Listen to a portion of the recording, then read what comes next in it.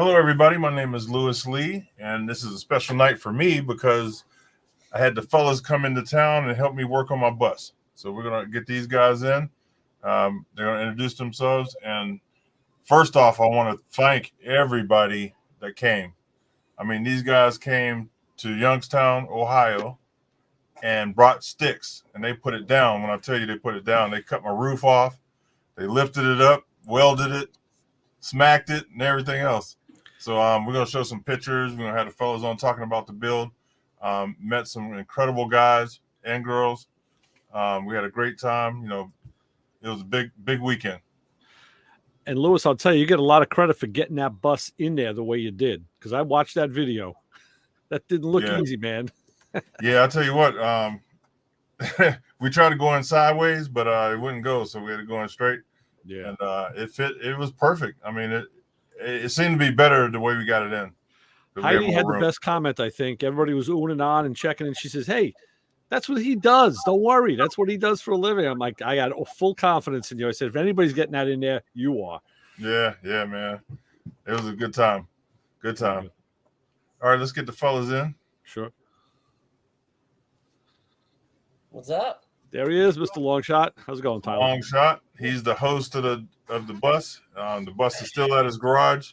I'm gonna leave it there for another about 2 weeks. Yeah.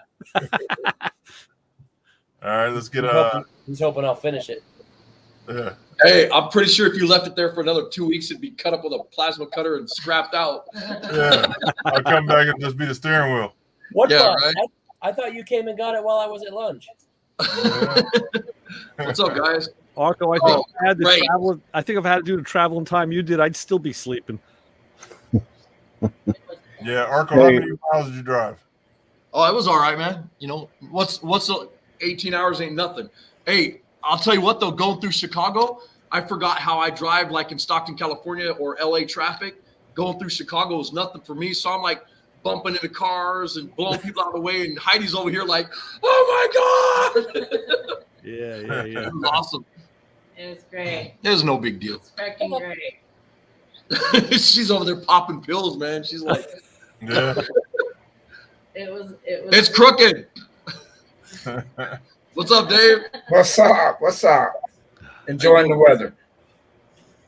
Yeah, We had 44 below. 44 below this morning, so Wow. Oh, wow. That's crazy. 40. little brutal. 44 below. What's up, Bill? Hey guys, Okay, I'm so drinking some coffee. Nice. Yeah, right there, Sweet baby. Yeah, and I got my Mr. Longshot on too. I see that. Looks good. man, Never you heard guys of made him. out. I didn't get a cup. And he willed it. So listen, this is some of the crew. We got some more people, but you know what? We had so many people in the system right now, so everybody can't get in from the build. So we got Iron Horse Garage in the chat. Who else? Anybody else? Yeah, Brian is asking me too. I'm going to send me to YouTube. Yeah. You know what? I'll let him in. We got room for him. We have room for Chassis John too. Okay. Okay, so listen, these are the guys that came and helped me with my bus, man. And I can't even tell you how excited I am about this bus. It was cool. I'll just let you guys say what you want to say about it. That's all I can do is Arco, go ahead. You can start, man. Well, first off, I got to tell you something funny real quick. I was talking to a buddy of mine, Zach, today, and he sent me pictures because I was showing him pictures of the bus and all that. So when he gets back home, he sends me pictures of his bus he has sitting out in this field. First thing Heidi says is, "I don't want no damn bus." And I'm like, wait. You got to hear the whole story, babe. Just hold on. I said, this was done for a bar. It has a stripper pole in the center of it. And I swear to you, she thought about it for a second. Oh, boy. All right, I thought about it for a second. Right. Oh, No, man. hey, honestly though, man, it was a good cause, and we had an absolute blast with all you guys, meeting all you guys in person. Had so much fun working with everybody, and except for Joey. But I really appreciate you inviting us, letting us come up there and help you guys out, man. That was cool. Oh man. And Mr. Longshot, letting us use the shop and all that. That was badass too, man. Thank you. Yeah, for sure. And and Bill, I gotta thank you for having patience for not killing Joey. It wasn't easy, Urkel. Oh man. Hey, I would wake up in the morning and he'd be there, and I'd go to bed at night and he'd still be there. The neighbor that wouldn't leave off. I couldn't get away from that pap smear machine you used to freaking breathe with. That's called a CPAP machine. Yeah. It was awesome being able to work with Dave, the welder. So that was fun hanging out with you too, man. Getting to meet you and everything. So What's so awesome about Dave? Dang. I like how every single thing I did all day, he was like, "Nope, it's crooked." It probably is. Don't get a cut and get a Band-Aid. I was just going to It's say, all right, I think the best thing about this is if all the drama was all about the CPAP machines and the other stuff, the backstory stuff, that means the build stuff went well. So, and from what I saw in the videos, it looks like it did. So Yeah, it was great. No drama. It was all business. Yeah. You know, I want to say too, and concur with Arco. You know, as far as Tyler goes, and being a great host and having a great shop for all of us to work in, that is a blessing in itself, and that I think played a big role too in how well the job got done. And then and then getting to meet everybody, and hang out and people you've talked to for quite a while, for over a year or more through the internet. And then you finally get to meet them in person. And I can only think of one that I actually wanted to stab as soon as I saw him, and that would be Arco. But, but I managed to contain myself and keep my left hand in my pocket. God. But Are you still there? Yeah. Are you ever going to leave? You're still in Tyler's shop right now. Yeah. Listen, I ain't a limpress and sissy like you. I stick around till the job's done. Oh yeah. Now that everybody's left, you're working. Listen, I gotta take a nap, Joey. Listen, no, I got 3 cameras full of audio of video. I worked, okay. But as far as working with Bill, I can only count on one hand how many times I wanted to kill him. You can only count on one hand anyway. You figured But it out. I stopped thinking about it though after the 19th time. So Hey Heidi, Yeah. please remember that special sticker. Which Remember one? that special sticker? No. Mill Creek Blank Shop. I'll email it to you guys. Mill Creek, what? Nothing. Nothing. Private joke. Hi, Nothing. Mom. Love you, Mom and Dad. Yeah, we'll have to do that. Hey, Mom. Hey, my mom is out there, I think. So say hi to Bill's mom. Hey, Bill's mom. Hi, Bill's mom. Hi, Mrs. Bill. Hey, Hey, I like the Heidi. comment. I like the comment that Vino Ratrod just put up a minute ago, talking about it looks like our mug shots are something you would see in the post office wall. Yeah. That was Yeah. good. It's definitely not the Brady Bunch. Yeah. Hey, Heidi, I wanted to let you know I conferred with Bill Cameron. He's going to be coming back here in a couple of weeks. And so I'm going to take his helmet with me over to the house so he can pick it up there. That's cool. Yeah. I get to cover the state of Ohio now, so I kind of make my roots around Austinburg. Oh, nice. Oh, for real? Very cool. Yeah, he's blessed. He's blessed. He's blessed like that. Okay, Joey, I want to congratulate you on learning the highest level and intricacies of CAD from Paul. From Rich GT 350. Okay. Yeah. I've always used that type of thing on making stuff, but never with sheet metal, which is no different. But I've never worked with sheet metal until I worked on this door. Well, then it would be sad. It wouldn't be CAD if it was sheet metal, right? It would be SAD. Yeah, but As I know it. this to me, as far as getting to work on this bus, it opened up a whole new avenue of stuff that I'm going to start enjoying. And Yeah, know, like earlier sheet metal today, work. he's like, "Hey, I got this template all made. You want to come over and cut this out for me?" And I This said, is it. "No. Here's The the true shears. story. Go do it." True story. Yeah. And Joe, you did a good job with those shears. Well, thank you. Yeah. Yeah. Sometimes Thank you just you. got to I was- jump in with both feet and one hand. Yeah. Yep. So Always one hand shaming me, guys. I tell What you. a rough house. so No, we are impressed by your capabilities. all right. Yeah. So let Everything Can I have the you've been floor doing. for a minute, please? Hey, Paul. Hi, Paul. Paul's got a friend. Yeah, it's Elmo. So can So, I have the Paul- floor for a minute, please? Yes, sir. Go ahead. You. Number one, thank you so much to Lewis and Tyler for bringing me on to spend the weekend with you guys. Had a fantastic time. I hope you guys enjoyed being with me. Oh, Number yeah. two, I need to put a shout out to Ken at the Bad Apple because Ken just went above and beyond out of the blue with his last minute shipping there of Bad Apple swag to us. Mm-hmm. Number three is to Yes Welder. Yeah. Tonight I had the opportunity to use the entry-level Yes Welder helmet while helping out a young man who just recently bought a TIG. I won't go into that whole reason why I was there, but he was having trouble. So I told the gentleman that I was talking to, have him call me. I'll swing by on my way home and see what is going on. When I got there, he had a TIG that I'd never seen before, never heard of before. It's badass. I wish I took a picture of its name. It's 110 or 220, like most of them are now. But this was not air cooled. This was not water cooled. This was self-contained cooled. Very compact unit. It went to 240 amps and it buzzed like nothing I've ever used. Wow.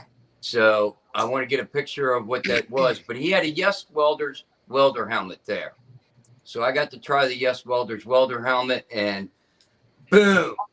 That thing is fantastic. Yep, So they are. Yes Welder, thank you. Can't wait to try mine. We had a lot of sponsors that came through. Yeah, super clean. That was cool. And 415. Yep. That was really cool. Everlast sent that MIG and that plasma over like literally 10 days before. The Everlast MIG was fantastic, and it was even better once we figured out the polarity. Yeah. So to be able to weld with fingers. something with its incorrect settings, that says something for the welder. Right. Yeah. Yeah. We had it hooked up, polarity reversed, and it was still able to do some welds. Impressive. What are you trying to MIG weld aluminum? Yeah. Right. Not It's- this time. It has reversible polarity on the front of the machine so that you can run a spool gun. And just no one was paying attention when we first hooked up the ground leads, and here we had work clamp positive. There you go. Didn't like the mild steel wire too much with that. All right. So we got Dave. Go ahead, spit, Dave. Hey, I want to thank everybody for inviting me. Took me in.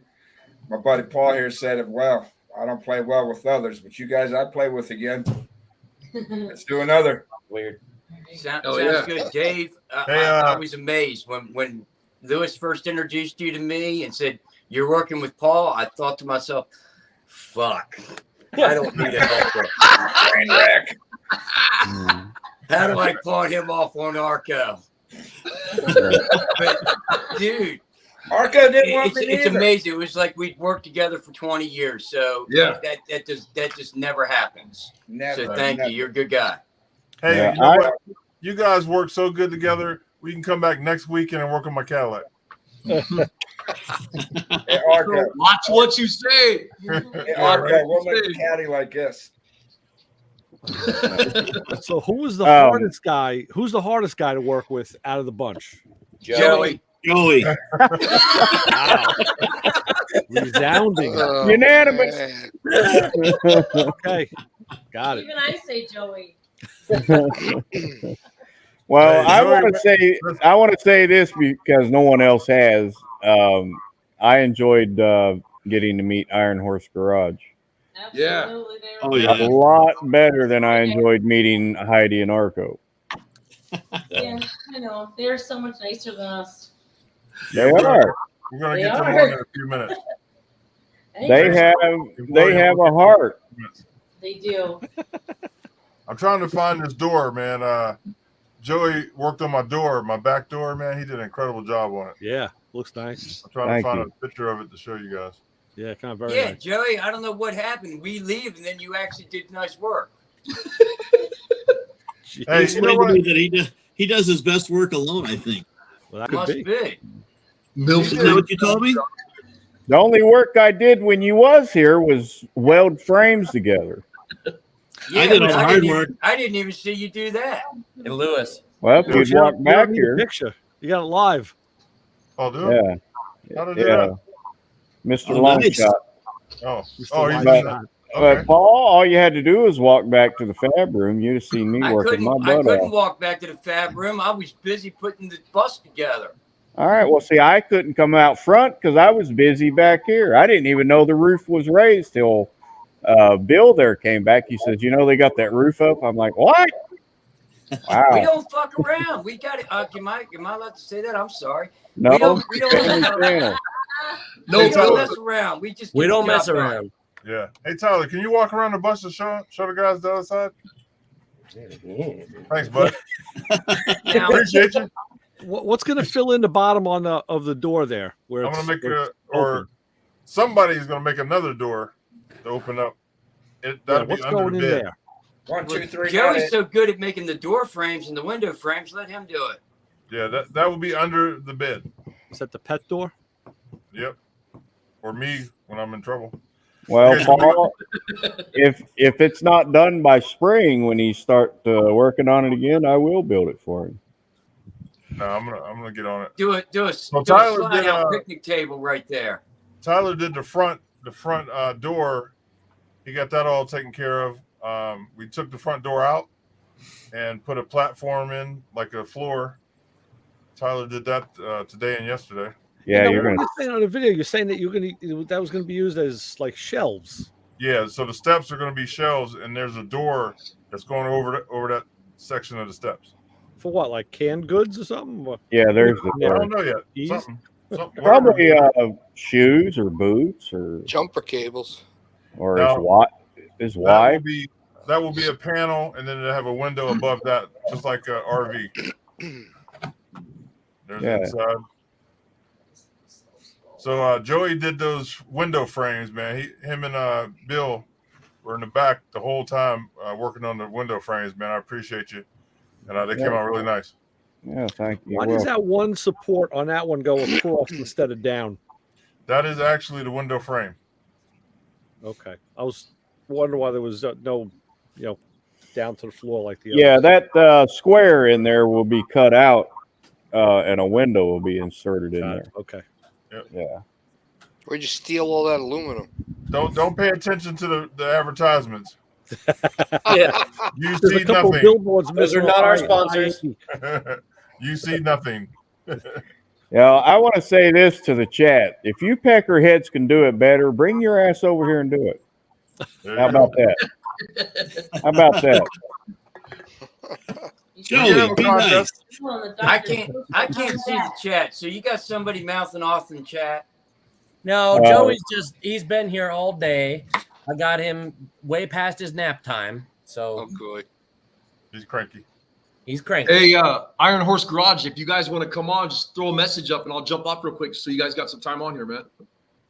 Yeah, I'm gonna get Yeah, him we in. should get him on. Oh, Or yeah, I I'll can bounce, jump, fellas. I'll jump bounce. off.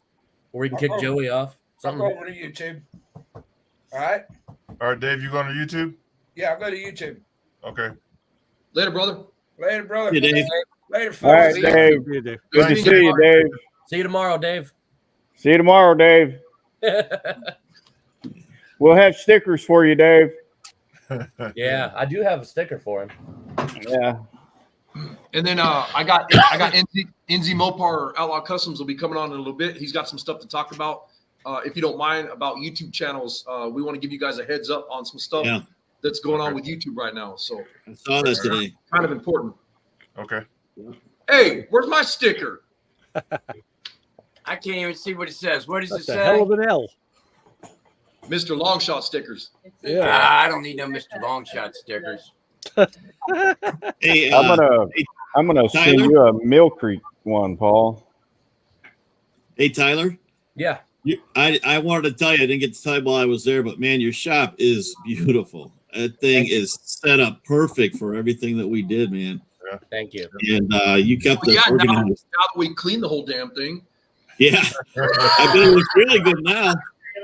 That Hey, I had the opportunity to clean the floors. He's That was my anxiety attack all morning on Friday. A Yeah, year. yeah. A year before you find all your stuff, Tyler. Oh boy, let me tell you.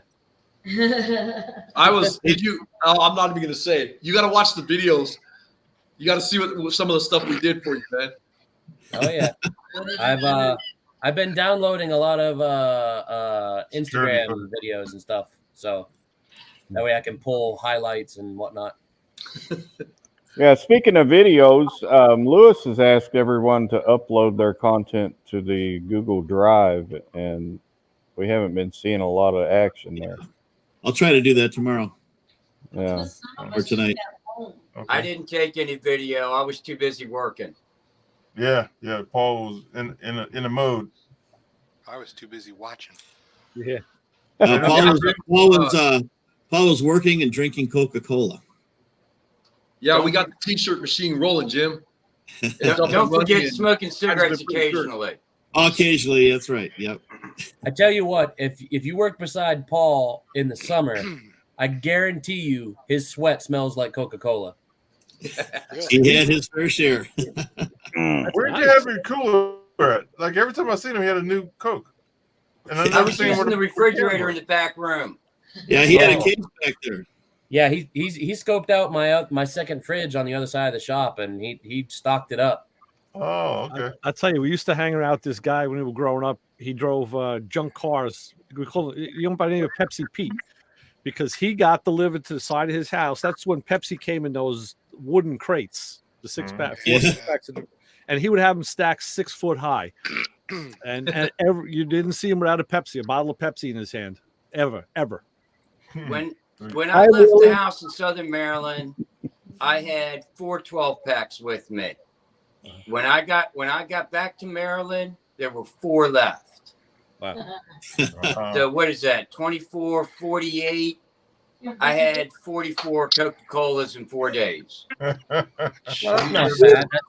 That's about one for every hour you were working. And you do know the stuff removes paint, right? Okay. Would it just be cheaper just to buy meth? Yeah, it would be. Get an 8-ball or something. Okay, we got William from Iron Horse. What's up, man? His mic is muted. There he is. Can you hear me? Hey, Yeah. William, how you doing, buddy? How's it going? Good. Good. Hey, I want to show you what William and Jason hooked me up with. Where is that? Check that out. Nice. Busting out Skoolie, baby. Very cool. He also hooked us up with phone holders. Check this out. Yep. Oh, That's what I was just showing. I'm using mine as a business card holder. Right on. Yeah. Oh, that's cool. I actually use mine in the shop all the time, doing stuff on the toolbox, and I'll sit my phone on there to like watch a video to do something or answer questions or whatever. Man, Yeah, it helps a lot. How often do you look under the bottom of it? So, William, I'm glad you guys got home safe. Now, William and Jason came from Idaho, and they flew in and then drove in from Cleveland. So they really put in some travel. Oh yeah. It's a drag race, though. Yes, Yeah. sir. You guys missed the drag race in the rental cars. Oh yeah. Yeah, Jason was driving and pulls up next to Heidi thinking he's gonna race her, and Heidi smoked his ass. I was like, man, you won't miss that girl. Nice. Yeah, it was awesome. It was the Toyotas against Toyota. Yeah, I pulled up next to Heidi to race too, but we only had about 10 feet because there's too many cars in front of us. Yeah. I guess that's the only thing that saved you, right? What is that next to the flag there?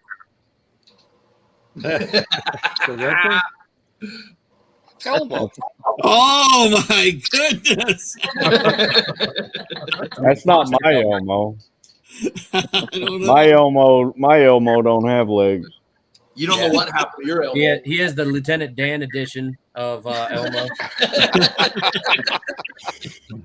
According to my assistant detective, Motormouth Ray, this could be considered a hate crime because Elmo could be considered an Indian because he has red skin. Yeah. Hey, I took good care of him in the truck. So Yeah, I saw all the drugs. I saw all them drugs packed around him. Man, we got a lot of people on here. Bubba Ayers, what's up? Slingshot 302. Michael Justin. I never can say his last name. Polinsky. I'm sorry if I pronounced that wrong. Jim Polinsky. Stilla. Yeah. Yeah. Mike is the one that brought the earplugs for us. Cool. Oh, Right on. Thank you. Yeah, Thank you. I thank never you. used I them. needed them. I kept them on around Joey all the time. Yeah, we appreciate them. I tell you what, a lot of companies and people stepped up, man. People were paid for our food. My man Dewey from the Rod, he bought Yeah, that us was good food. too. Yeah. That was good food. Yeah. So what was the two guys that brought the food in? What were their names again? Frank and Dewey. Yeah. Yeah. We're Yep. awesome. And then my dad did all the running around, picking food up and all that stuff. Pops. Thanks, And, Pops. Yep. Scooter, right? Scooter. Yeah. That's one of his. That's his high school nickname. That's his name. Okay. Yeah. His first name's Scott. So. Yep. Now you guys got a good thing going there. And Yeah, by the way, he also funded all the coffee and donut stuff too. oh man, nice. Thank you. When Thank you very you much. did They your were good interview, donuts. Thanks, Bob. talking about your dad, that was one of the best parts of the whole time, man. Well, thank you. Absolutely. Yeah, It so really, my dad died 35, 36 years ago. I'd give anything to be still working on cars with him. Yeah. Anything. So, man, hang on to that. That's awesome. I know. I'm very lucky, very blessed. Yeah, it's great. you know we had Stacy David and Kevin Tetz call in. That was And, awesome. I tell you what, those guys, they're really, really approachable and good guys. Both Yeah. of them. If only Lewis had remembered to go live with Stacy. Yeah. I saw yours, Tyler. Listen, I was That's so okay because you got it on video and you uploaded it already, so it's gotten out Yeah, there. pretty well. I was watching my it. It buddy was great. Kyle. My buddy All right, Kyle so- stopped by and recorded that for us. So Yeah. this is what happened. I was so excited because the guys didn't know that they were calling in. It was a surprise. So I was like a little kid. I was like, "Oh man, he's on!" And I forgot to hit the record button. Yeah, and John, there, just for the record, the reason they are picking on me so much from this build is I'm the only one that Stacy David asked for specifically in that He didn't interview. ask for you. It's the That's truth. right. He asked He for said- Batman. You said know, that- who's that that- goofy looking Batman? Yeah, he goes, that one-armed guy is so ugly. Can he put the Batman mask back on? That's not what he said. I think He's his like, exact words. I want to know which one of you was Batman. Yep. I'm That's not what I Batman. heard. I I don't heard give him a say, shit what you heard. I That's what watched he it. said. That's what he said. I watched it. So, Thank hey, you, I'm gonna- John. I'm gonna get a shout out for Stacy for sending us Port 15 as Hell well.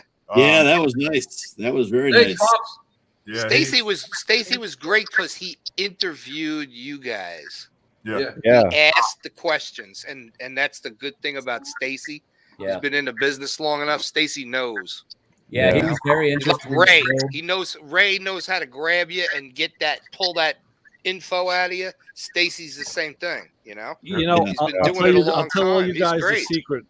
And Lewis, I gotta say, when you said you just forgot to hit record, I tell people this all the time. People think that guys who work in media and any kind of a business, professional or amateur, they always think that you never make a mistake. Oh, you got yeah, you know what, I know, yeah, you know what you're doing, but you always do stupid things like that. I've done it plenty of times. You hit a button, it doesn't work, or you hit the wrong button.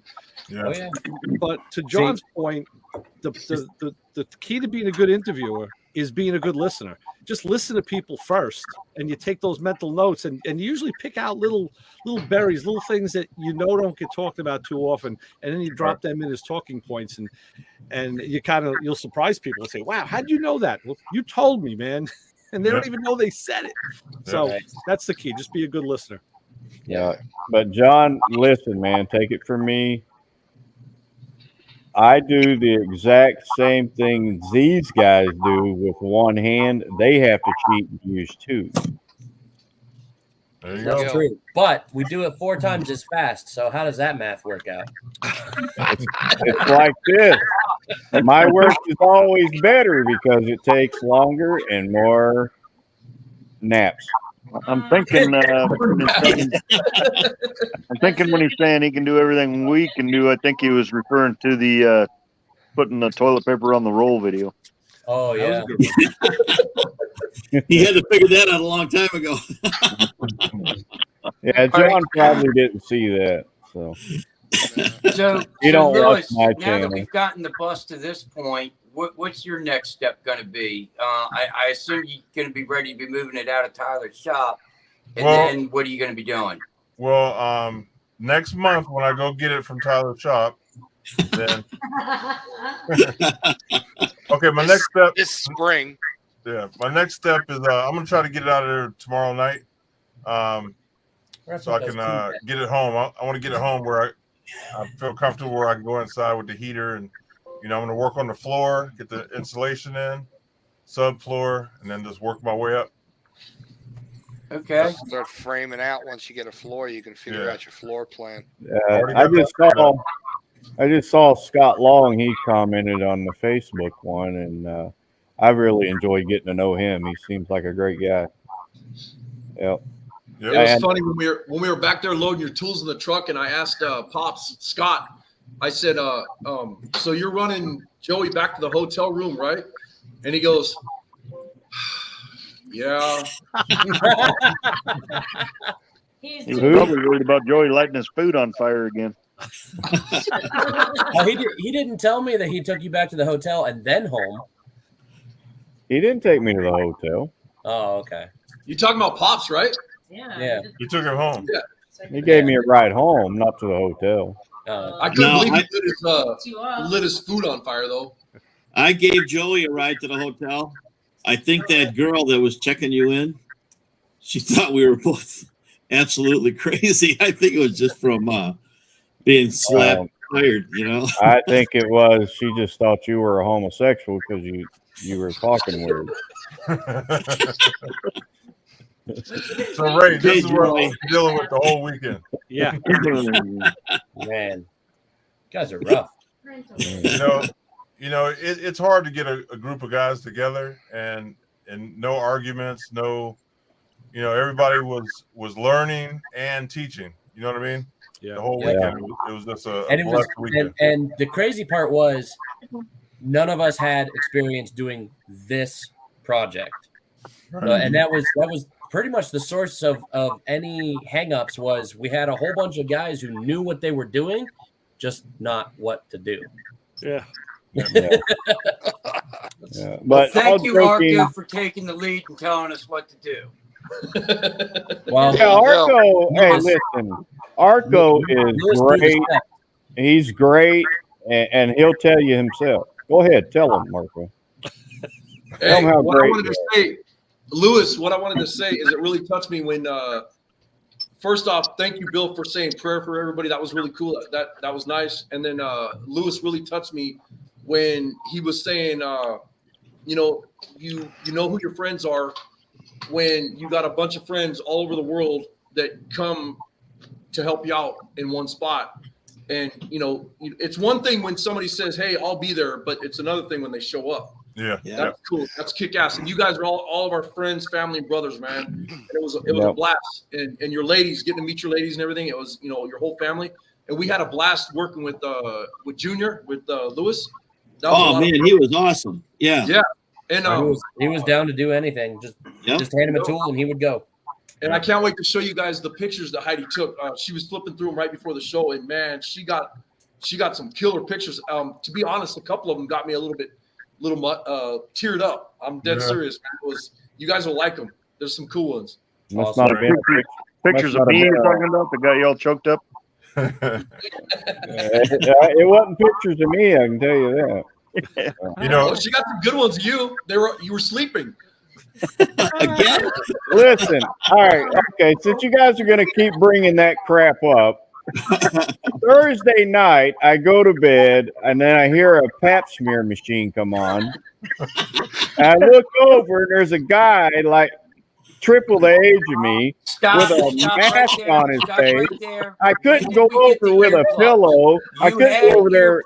No, I couldn't go over with a pillow and smother him. He's got a breathing mask on, so that wouldn't work. I was awake all night long. The bill didn't start. Listen, I'm still talking. You wanted the floor. Let me talk. You guys want to keep going on about me sleeping. The bill didn't start till Saturday. So who gives a shit about Friday? No, this group started Thursday.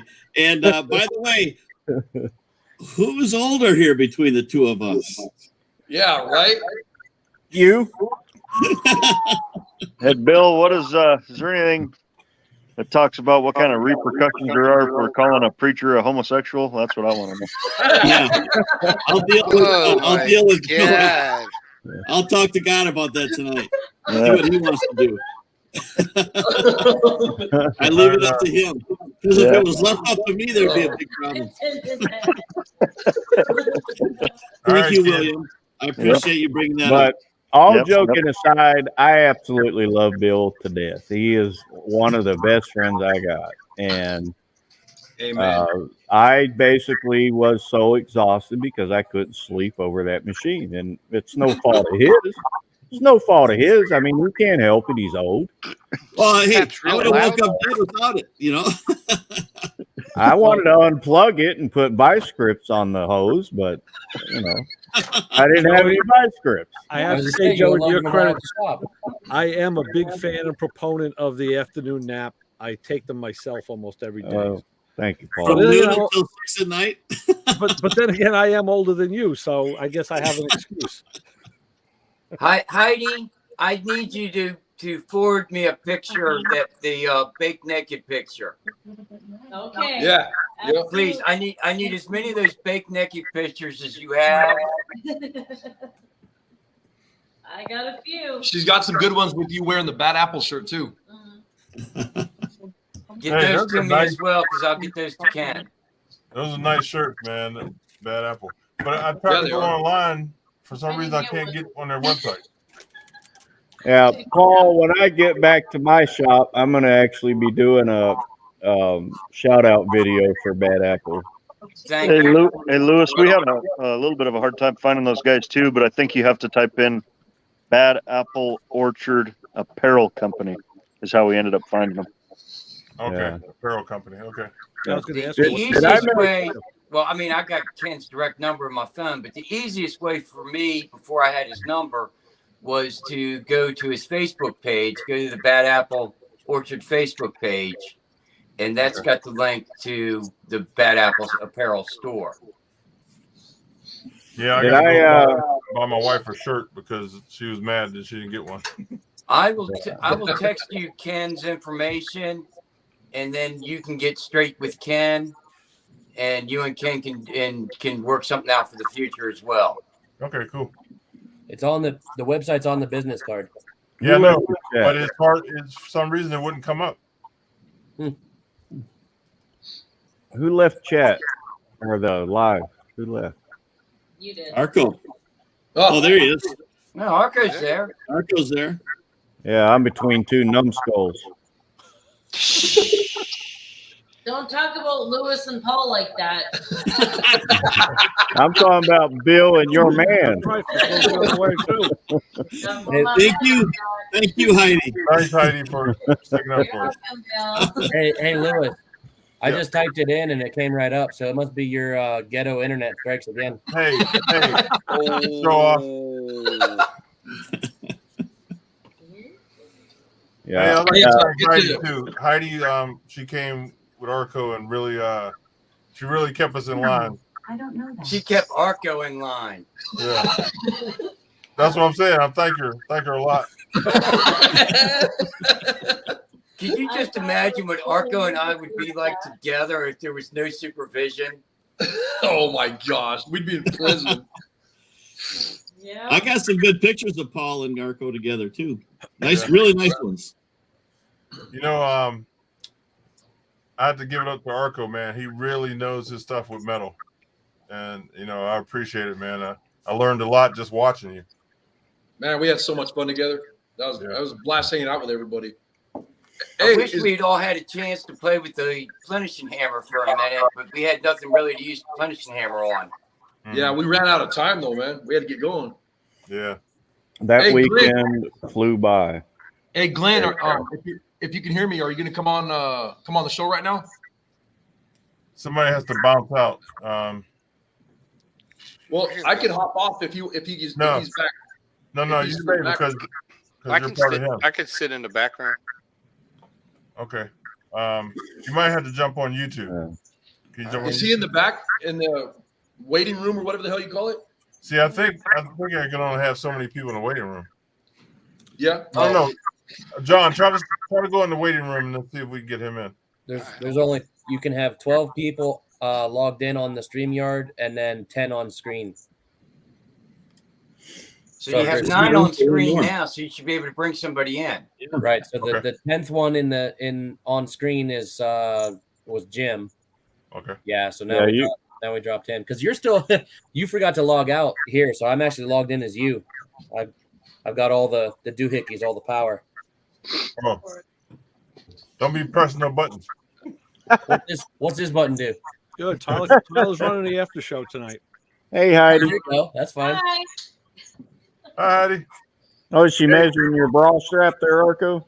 Yeah, I'm getting kind of chesty, so she's got to get some man boobs going on. Get moves. She's got Heidi. I don't. Heidi, can you hear me? Yeah. I don't appreciate you hiding Arco's shirt from me. Oh, look at this guy over here. We have to have you one made, brother.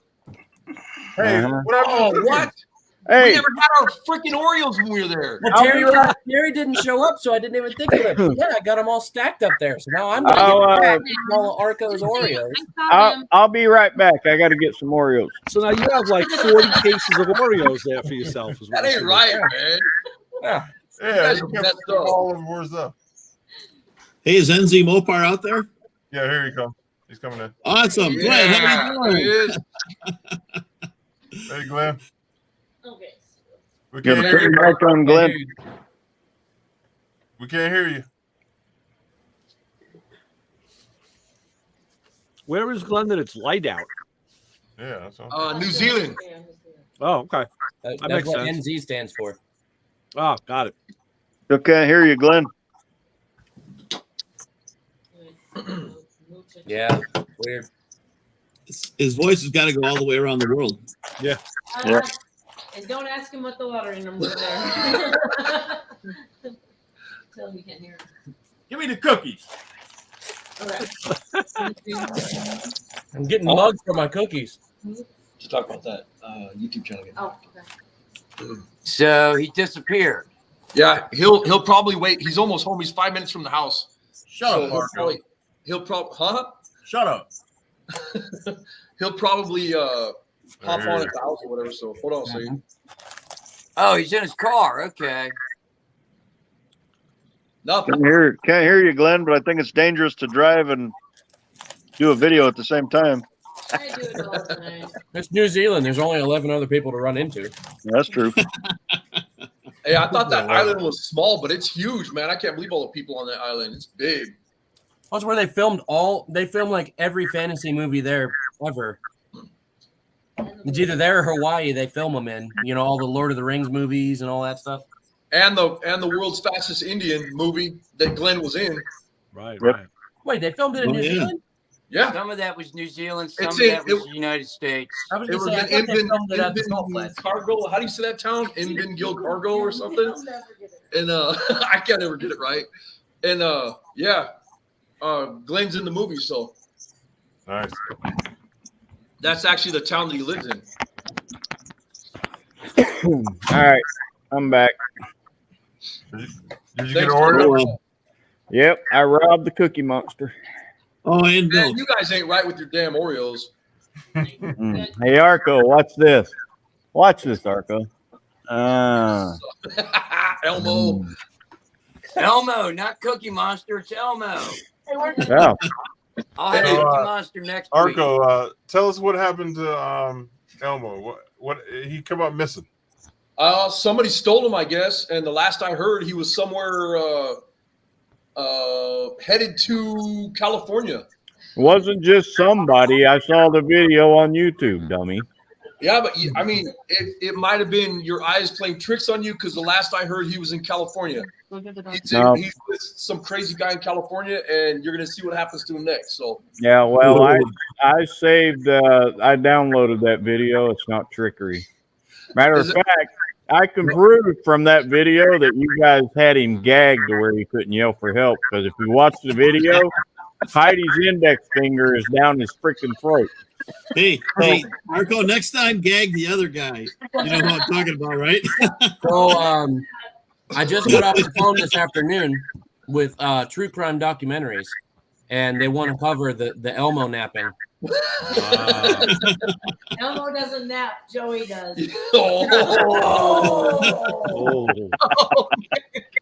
Hey, everybody needs a break from Heidi, okay? man. Oh man. I don't know. I'm having Heidi withdrawals. So Glenn, we still can't hear you, bud. Oh yeah. Yeah, we got to get Glenn on. I got to thank him for a couple of things. He's good. Thank him while he's quiet. No, I have to thank him when he's talking. Slingshot made a good point. We should try to get sponsored by Oreo. Yeah. Nabisco. Oh heck yeah. Have you tried an Oreo today? They are nice and creamy. They're nice and creamy. The next bus build, you know, everybody will be working on the bus, and then we'll all have health problems because we'll all have milk and cookies and be all like overweight and have to jog. Then pretty soon we're gonna have to go, you know, to the gym. Hey, Arco, I showed up that way. What are you talking about? No, Bill actually, he's a trooper. He's a hard worker. He really is. Yeah. How would you know you were sleeping? And Lewis, you know, his son, he's a good worker too. Yeah, I'd like to help or thank Jeannie. She came. One of my friends, Jeannie, came. I'd like to thank her for showing up, helping us. She's awesome. There's a couple of people that really jumped in and you know, just helped us out, filming, helping clean up, and all kinds of stuff. My friend Brittany and her husband Tyler, they were there just to film, and I guess one of the teams was a hand short, so Tyler jumped in and he was helping hang panels and stuff. So yeah, I thought that was cool. Yeah, they're good people, and she went live for me several times on my Instagram, and then she was going around and, like, you know, people were asking questions in the chat, and she would, if she didn't know the answer, she'd grab one of the guys or me or somebody and say, hey, you know, can you answer this? So it was a big help. That's sweet. Hey, who was the big dude towards the end of the day on Saturday? He was back with Joey and I a lot filming. Oh, Leroy. Yep. We had a blast with Leroy. He was gonna come here and be on the live, and on his way here, he slid off the highway into a ditch. So he got a ride back home and left his car on the side of the road. And he's got to, like, upload some footage and stuff for me, but he's okay though. Yeah, he's all right. Yeah, tell him we enjoyed his company. We had a really nice time back there. Yeah, definitely. Yeah, he's a nice dude. Yeah, it was fun meeting everybody. It was such a blast hanging out with, you know, the brotherhood and camaraderie like we talked about before we even got together. I mean, everybody just like got together and boom, everybody was working, you know, like a machine. Yeah, well, did Joey fall asleep again? Arco, I've proven it to you, but to each and every one of you, I hope this weekend shows that if you need something, pick up the phone and call. Yeah. The worst I can do is say no, but more than likely, Arco, you called and said, "Hey, are you in?" And I'm like, "Sure, why not? I'm up for a road trip." Yeah. I have to say, Arco really got this ball rolling, and I appreciate it, man. Really. Yeah, we appreciate you for doing this. And we got some really good stuff coming up. I've been talking to Paul and William, and we're gonna have some more meetings and stuff to get some more stuff going on. And like William was telling us, like we were talking about the other day, we need to get on it and get going and keep it going soon. Don't let it get too far out, so that it's because a lot of times if it's gonna be something where we're planning on. William was saying, hey, if we need to know now so that we have a month ahead of time so we can get everything ready, At least a month. And I agree. Yeah. This was about a month and a half of notice, and it was pretty rushed. Yeah. I mean, if you want, sponsors and such, that helps a lot. 3 months ahead of time would be good. And I think if on that note, we should kind of delegate one person to be kind of like a sponsor organizer, that way nobody's toes get stepped on, and we don't end up with like 3 companies trying to sponsor the same type of thing, Right. Not it.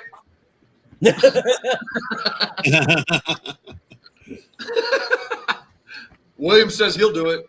No, I was pointing at Joey. Oh.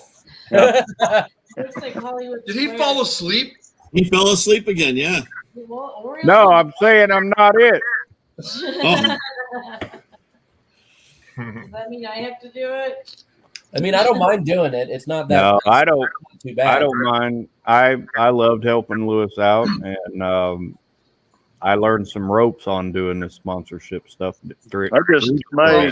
My theory on it was that everyone Joey brings strength to the table.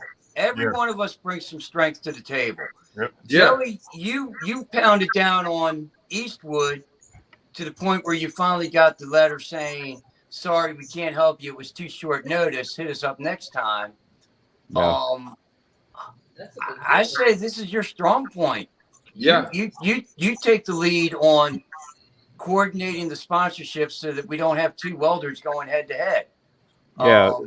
And to be able to keep after the guy and cold calling the guys and saying, okay, what can you do for us? What can you do for us? What can you do for us? Yeah, and that's what I meant by learning. I wasn't sure what the whole step was, even with Eastwood, even though they sponsor me. But in order to get that type of equipment, there are steps that have to be taken, and they need at least, at minimum, a 3-week notice before they'll get anything to the event. And these guys, they were really sad. I mean, you could tell just by reading the email, they were sad they couldn't help, but they couldn't take stuff off the floor at stores and send to us. It has to come from the warehouse, and so that's why they need a 3-week notice. So. Okay.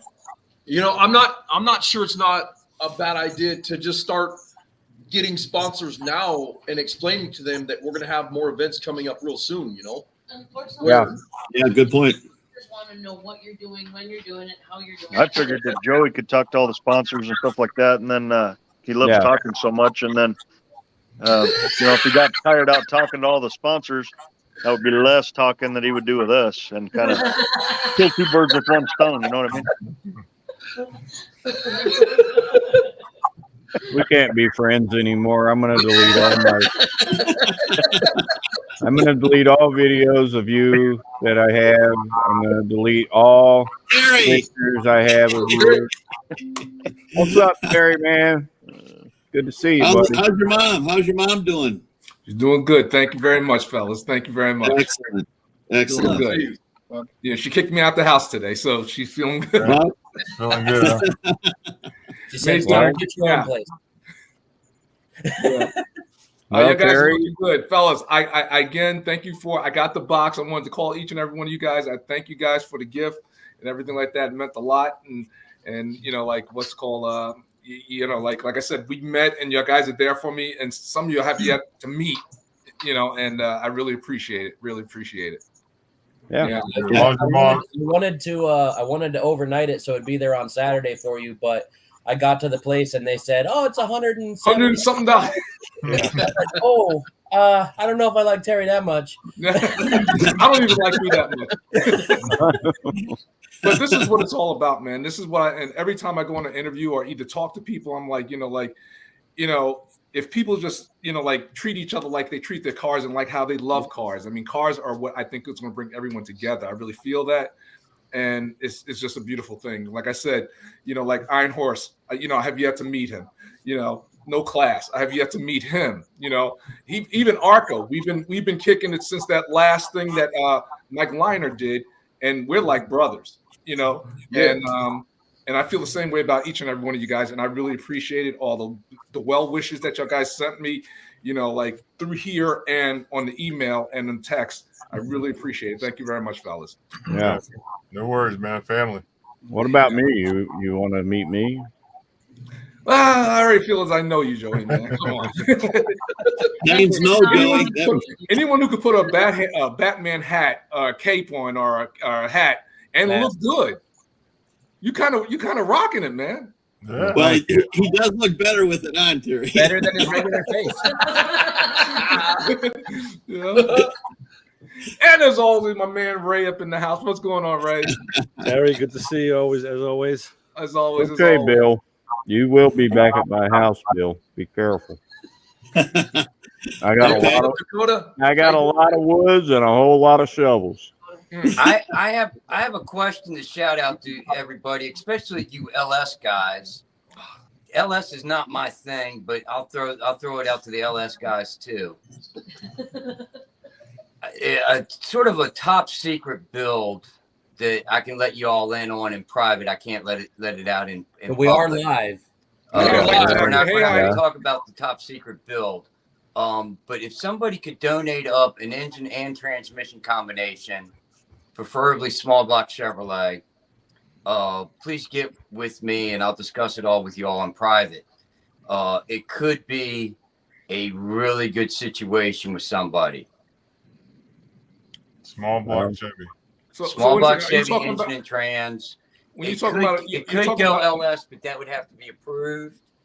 I don't think the guy wants LS, but he could. Building, installing, acquiring, we need to acquire it. Step one is acquire. Now here's the question: 4.8, 5.3, 6.0. 6.0 is a minimum.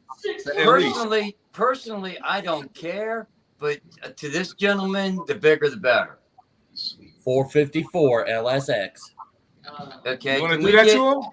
Can we get a 454 LSX sponsored to us? You never know. Depends on the project. That's right. I can tell you all the project in private. I tell you, how about this? I got Terry's number, and I'll send a group text between you, me, and Terry, and we can chat about it on text message. Please include Lewis, because Lewis may know this character. No, I'm not going to include Lewis.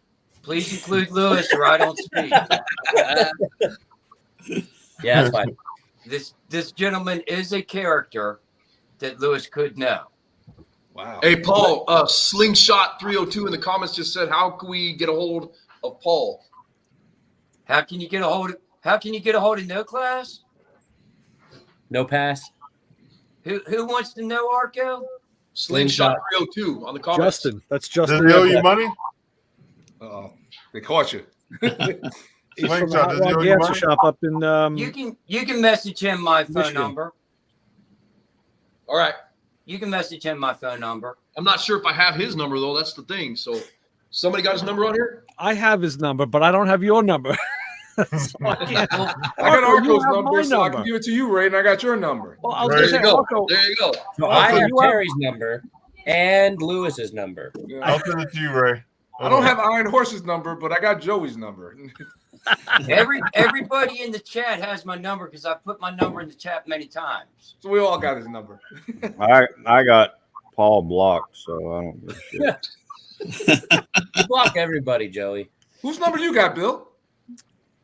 What's that? Whose number you got? I got, let's see here. I got Arco. I got Joey. I wasn't going to admit that. I got William. I got Jason. I was just going to say who's on first when you guys were talking. Third base. Right. Wow, Bill, you keep throwing me under the bus. I don't know I about said it. something nice. Yeah. Did you get thrown under the bus, Joey? You got Yeah. into the schoolie. It's dirty under there. Yeah. You haven't swept yet. I know, and a lot of jagged metal laying there too. Yeah. Hey, Lewis, did Glenn get a hold of you yet? He's at home now. No. All right, No, give him. He's getting stuff set up at his house right now, so it'll be just a minute or so. Okay. Cool. Ray, I'm sending it to you now. Paul's number. Okay. Oh, Justin said he's got a lot of LS stuff at the shop.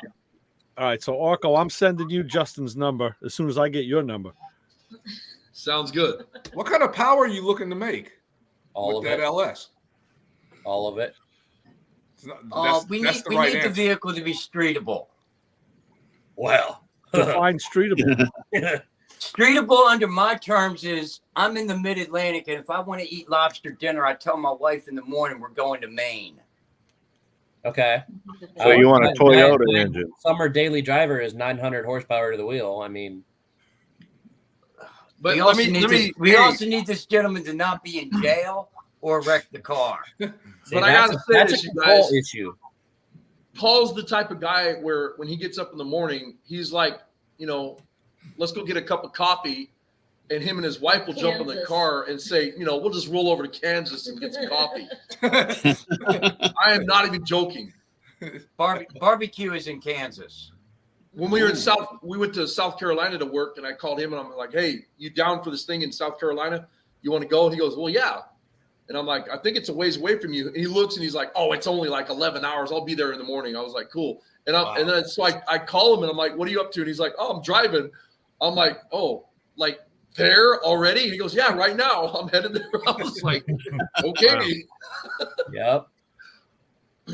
But no, it's not uncommon. And it's like Lewis was saying, what he wants to do with the bus, he wants to travel the country and see things.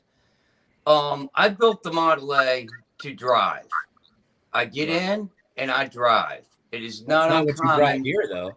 It's not uncommon for me to go put 250 miles on it in a day and put another 250 miles on it the next day, be 500 miles from home. And I believe that's what this other gentleman wants to do with this project he's putting together. I like that. LS will get you there. Confidence in your build. I like that. LS will get you there. With air conditioner. With air conditioning and fuel economy if you do it right. Well, my car, if I'm adult about it, I can get 18 miles to the gallon. That's what I get driving normal. Sherry, that's driving it normal. To drive it with nobody, without my wife in the car to supervise me, the fuel mileage can drop down to about 8. Very quickly. Yes. Yeah. Now, So if I'm driving to go somewhere, I get 23, 24 miles to the gallon. Put it in 6 and just let it cruise. But last March it was 38 degrees and raining, and I went down to Myrtle Beach. I left in the morning. We were in Myrtle Beach late afternoon. Went to sleep. The next day went to Rats at the Beaver Car Show. Went home. Went to sleep. Got up in the morning and came home. So one day down, one day at the show, one day home. Yep. A lot of windshield time here. A lot of windshield time, but the car is very comfortable. As comfortable as a 90-year-old archaic car can be. To do that kind of setup, because that's what I wanted out of my build. I wanted to be able to go and drive and go to events. And I asked Lewis many times before we even started this, what were your intentions? And it was to go drive it. So get out and drive, enjoy the roads, see the countryside. 100%. Yep. But you know what people do? This is what people do, and I'm guilty of it myself. With my white Chevelle. Now, when I built that car, I was just like, I want the latest and greatest. I'm autocross. I'm building up for a racing. I'm autocrossing this car to the drag strip, and that makes for a very uncomfortable car.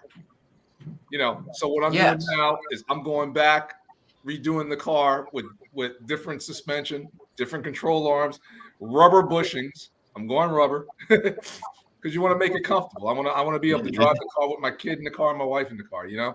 Right. You know, because I look at it like this: when I took my 67 off the frame, Yeah, guys. when I took my 67 off the frame, the bushings, they were the original rubber bushings on the 67 Chevelle. It says Chevrolet on the bushing, and they still were intact. Now this car saw rain, snow. You wasn't babying the car like how it's going to be babied after it's all finished. So if those rubber bushings could last, how many years outside?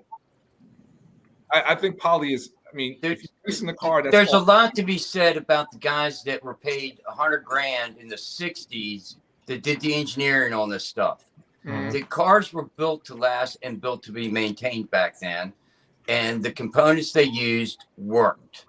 So yes, we can update, but if you want that car was designed to drive from here to the Grand Canyon.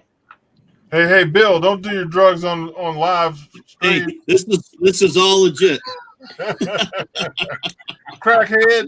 I'm like, what the hell's going on? These guys hear me?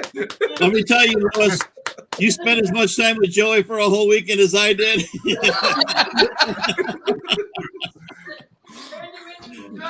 I don't think the Narcan can work from here. Yeah, where's Narcan? Hey, Glenn, talk to Hey, us. you guys can hear me all right? Yeah. Yep. Hear you, yes. Understand you? Hey, Tyler, that was one of the things I wanted to tell Glenn. I wanted to thank him for teaching me how to speak News English.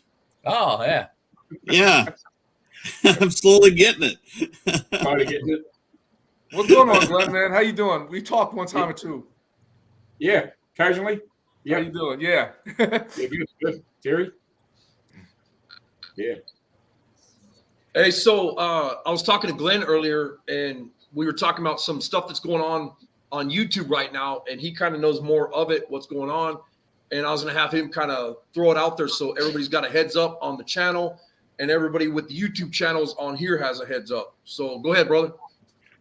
Well, I don't really probably know any more than you do, but there's Country Garage Gas, what's that? Country Boy Gas Garage. He had his YouTube channel deleted. I saw that. He got an email to say that somebody wanted to do something with him on YouTube, whether it was sending him some products or whatever. And he clicked on this link that was in the email, and his Google account got totally blocked. He got kicked out of it straight away. And they took over his YouTube channel, changed the name, did this crazy live stream for I don't know how long. And then he woke up the next morning and everything was completely gone. And he had about 20,000 subscribers. And that was Thank you. And that was through an email? Yeah, it was through an email. So obviously somebody was trying to pretend to be somebody that, we can do something together or whatever it was, or we'll send you a product, click on this link, and we'll get it all sorted. But obviously, yeah. Yeah. And then So that's internet and email protocol, etiquette 101. You never click on a link from someone you don't know. Yeah. It's because if some representative of a company is going to be contacting you, you use your head, and just look at the email and be like, is this from X brand welders and they're sending me a link to their website? Maybe it's legit, but you're gonna get a telephone number. Give us a call. Right. Yeah. Exactly. Yeah. Just So get to the second or third message before you trust anything they send you. So the week before this happened, it also happened to Eastern Metalworks, which is a good friend of mine in Canada. He lost his whole YouTube channel. They took everything. And he actually had to start over his channel and do the same thing. And it was all because of the same deal what Glenn's talking about with this Country Boy Gas Garage. Yeah. So everybody pay attention. Be careful with your YouTube channels. Don't be answering dumbass things on there. Don't be opening up stuff. A lot of the time, don't answer it. Yeah. Delete it. Yeah. Because what's really cool about that guy? I watched him today. Glenn, after watching you, I went over and got onto his new channel. He had a big yellow school bus in the background while he was talking. Yeah. He might be a candidate to help us next time. Man, I tell you what, the amount of people doing stuff to school buses is insane. Just go in your area, go to Facebook Marketplace and type in bus. I guarantee you'll get 15. The top 15 results are going to be school buses for sale, school buses halfway converted, school buses fully converted and for sale. I mean, tons and tons and tons of this stuff. I like that school bus, that 48 school bus that we saw today. The Mac. That is pretty cool. That's very much like Jason Blisner's bus, or it looks like that's what his bus might have started out Paul should buy it. Yeah, I The can, one I in can New see York. that with like some type of diesel engine sticking out of that thing, you know. Paul should buy it. Paul has enough unfinished projects. You all need to come here and help me finish a couple of these unfinished projects. Hey, maybe we could do that. Yeah. Come on down. Open. So the date. Well, hopefully I'm not going to get out of the country shortly. Come on down. I still got the build-off car that I started for the build-off when I met Arco and Heidi. That's not finished. Come on down. Do some work on that. So the date. Iron Horse put a comment up and he said, "Should we be changing our passwords periodically?" That's always a good. So I have an IT background. I've been around IT stuff for a long time. Password security is crucial. Here's a couple of simple tips. When it asks you to pick a hint to remind you about your password, do not use the real answer. Do not put "my first car was a 1981 Dodge Dakota." What you do is you invent something that's completely unrelated to those security questions, and that you don't tell anybody what that answer is, and that's what you use. I do the same thing myself.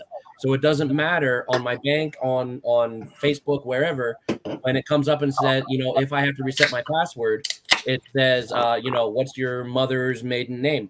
Well, the answer is not what my mother's maiden name really was. So that's hint number one. Hint number two, you can't change your password too frequently. Don't use any kind of password that is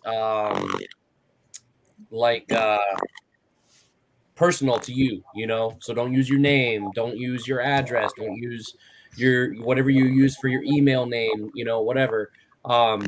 It sucks to try to remember, but honestly, like completely randomized passwords are the best.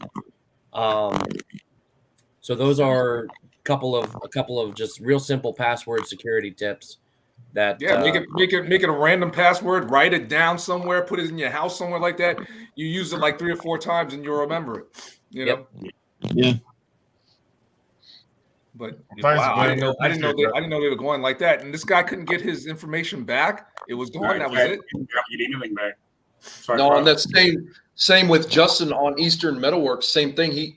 He got a hold of YouTube and he tried getting his videos back. He tried getting his passwords and all that stuff in there and trying to open it up, and everything was gone. They deleted his whole channel, and so did Country Boy Gas Garage. Same thing, took his whole channel. So what's the name of this company that's coming around doing this? The email?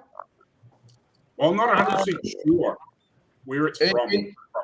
I wish I would have. I didn't think about it. I wish I would have snapped a picture of it. Was it this morning that I got that? The thing was. But I actually got a thing on YouTube, and it's this big long message. And it was all this crap on there, and I should have screenshot it to show you guys, but I actually got it on my phone, and I just deleted it. I got rid of the whole message because you know how you got removed for your comments.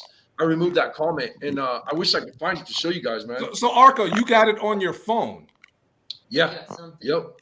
Because I don't have I don't look at YouTube on my phone. Yeah. So I do all my filming and editing everything on my phone, bro.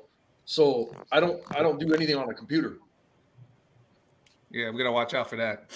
Yeah. And so if you guys get a comment that has a bunch of stuff on there, and then it'll have links and just a whole bunch of crap, and it'll say, "Hey, join me, check this out," and it's got this emails and all. Just delete that crap, man, or snap it, and then at the same time report it to YouTube that there's something going on, that it's a scam or whatever. Direct to his email though, like it was posed as a company and said we're going to do we want to do something with you. And yeah, it looked like a sponsorship offer or a collaboration or something like that. And see, I have almost 20,000 subs, so like somebody would be keen to do something with them. And I had the same kind of thing happen on my Instagram where remember a while back, bro, where I was showing you that that guy did those designs, and what it is you send him a picture of your car and then he does a design of your car and then turns around and sends it back to you. Well, I started looking at every single one of his posts and there was no likes, no nothing. I'm like, something ain't right. So I went through a whole bunch of Instagram and I actually found the correct real site for this guy. And I got a hold of him and I said, hey, and I sent him 3 or 4 pictures of what was on that Instagram that got sent to me. And the guy tells me, he goes, yeah, that's a scam. It's these guys in India or something. And I have customers every day sending me pictures saying, hey, this is a scam. And this is how much money they got out of me. And they wanted that guy to pay him. And he's like, it's not me doing it. It's somebody scamming you. And they're snapping pictures and photos, whatever, of my site. Yeah. So be real careful. That's what we want to give you guys a heads up on. Sweet. Thank you. And I feel bad now because I wanted Joy in on the deal, and I forwarded him mine.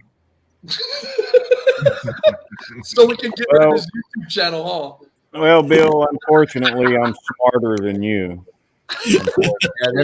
That's a buddy of mine posted on his Facebook just the last week, and he goes, hey, I think someone copied my account. So, if you get a weird message from me, I wouldn't, just delete it or whatever. And I commented on it. I said, man, I really hope those investments I just made with you work out. So forgive me for being technology challenged, basically stupid when it comes to this stuff, but everything and anything that goes on the internet, doesn't it end up in the cloud and it's retrievable? The problem is it's not the lost data, not the lost videos. That's the problem. The problem is his account is gone. So when you delete the videos, all your viewership information goes with it. When if your account is hacked and the name is changed and you are basically they delete your account, you can't recover any of that. Yeah. Because YouTube accounts open and close every day. You can't open a help ticket and say, hey, my account got hacked and I need it restored. Even if they had a way to do that, Joe Schmo with 20,000 subscribers, they're never going to do that for. That happened to a pretty big, well-known, like 2 or 3 million subscriber channel a couple years ago. He got completely hacked and nuked. And he had to start over. Oh man. Well, John J. Rambo on this was 2 years ago. John J. Rambo on YouTube, he had same thing, like 1.5 million subs, and somebody snatched it up and did the same thing, bombed out his whole channel and everything. He had to start completely over. And it's not having all that stuff backed up and whatever. And then how do you retrieve your videos on YouTube? A lot of them you can't, Yeah, it's just gone. It's totally yeah. And if you guys are doing this to make a living, which some people are doing it as a hobby, some people are doing it to make a living. I mean, we got to watch our backs and watch out for each other. And if you guys got something that that happens, you guys learn or whatever, you get spread the wealth to other people on YouTube so that they know what's going on. Hey, Lewis, do you have any moderators running the YouTube chat? I need you to block Iron Horse Garage. Put 'em in timeout. And I'm hearing a lot of feedback coming from somewhere. Somebody, I don't know where that feedback's coming from. Probably Glenn. Yeah, I think it is. Hold on. Tell you in a second. Hey. Nope, not Glenn. Still there. Hello. It's Paul. Is Kick it him Paul? out. Is it me? Throw him out.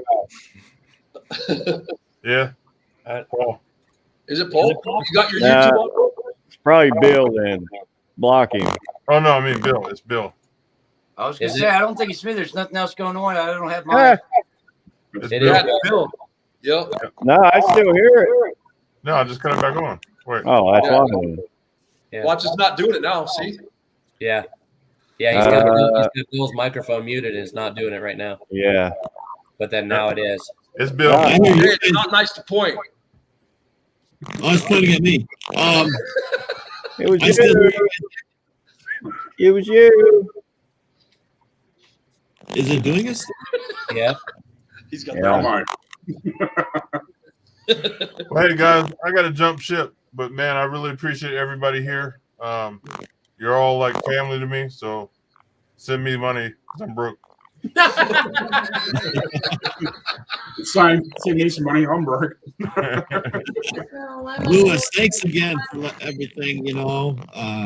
Just asking us because it was so much fun. Good. I'm glad you guys enjoyed it. I'm glad it was no shootings this weekend. Hey, real quick, I got to tell you guys, this morning I was drinking my coffee and what is that show? Roadkill came on.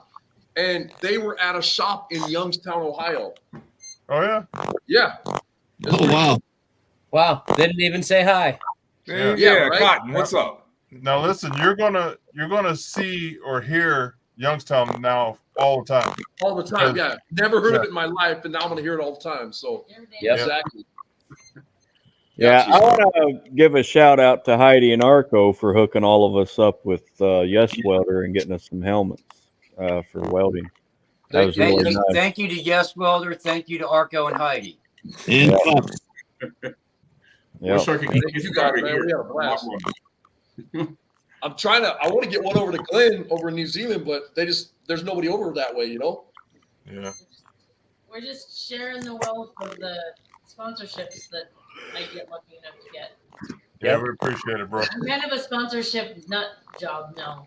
Yeah, I set my affiliation thing up with them the other night. I'm going to finish it up when I get back home Awesome. and send them an email like you recommended. So maybe they'll start sending you some stuff. Yeah. yeah, I hope so. That'd be cool. All right, guys. Ray's gonna take over the after party. Thanks, Lewis. Tell Mama we said hi. Thank you. I appreciate you, brother. All right, appreciate Good you. night, Lewis. Good night, Lewis. Have a good night. Take care.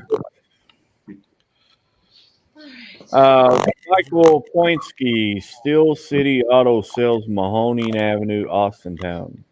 I know where Mahoning or Austintown is. Are you from over there, Michael? Yeah, he lives right around the corner from me. Oh, okay. Yep. I don't know why he posted that. Yeah. I don't know if Michael knows this. Well, we were talking about Youngstown, how you're going to start hearing it a lot more. But I don't know, Michael. Do you know I live in Ashtabula County? Yeah, he was here briefly on Friday, and then I think he stopped by on Saturday too. Yeah. I was Taller praying. guy, taller, skinny guy, glasses. Oh, that's where Roadkill was.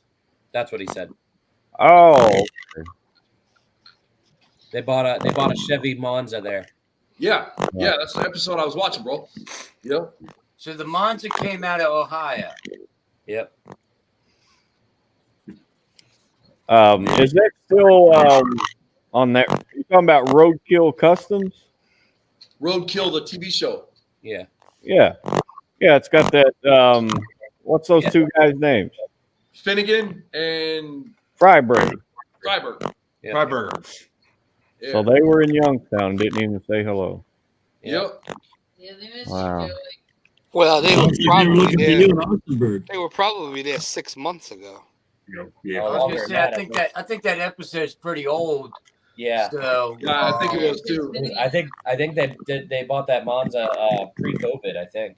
yeah, they've been on the East Coast a couple times. Yeah.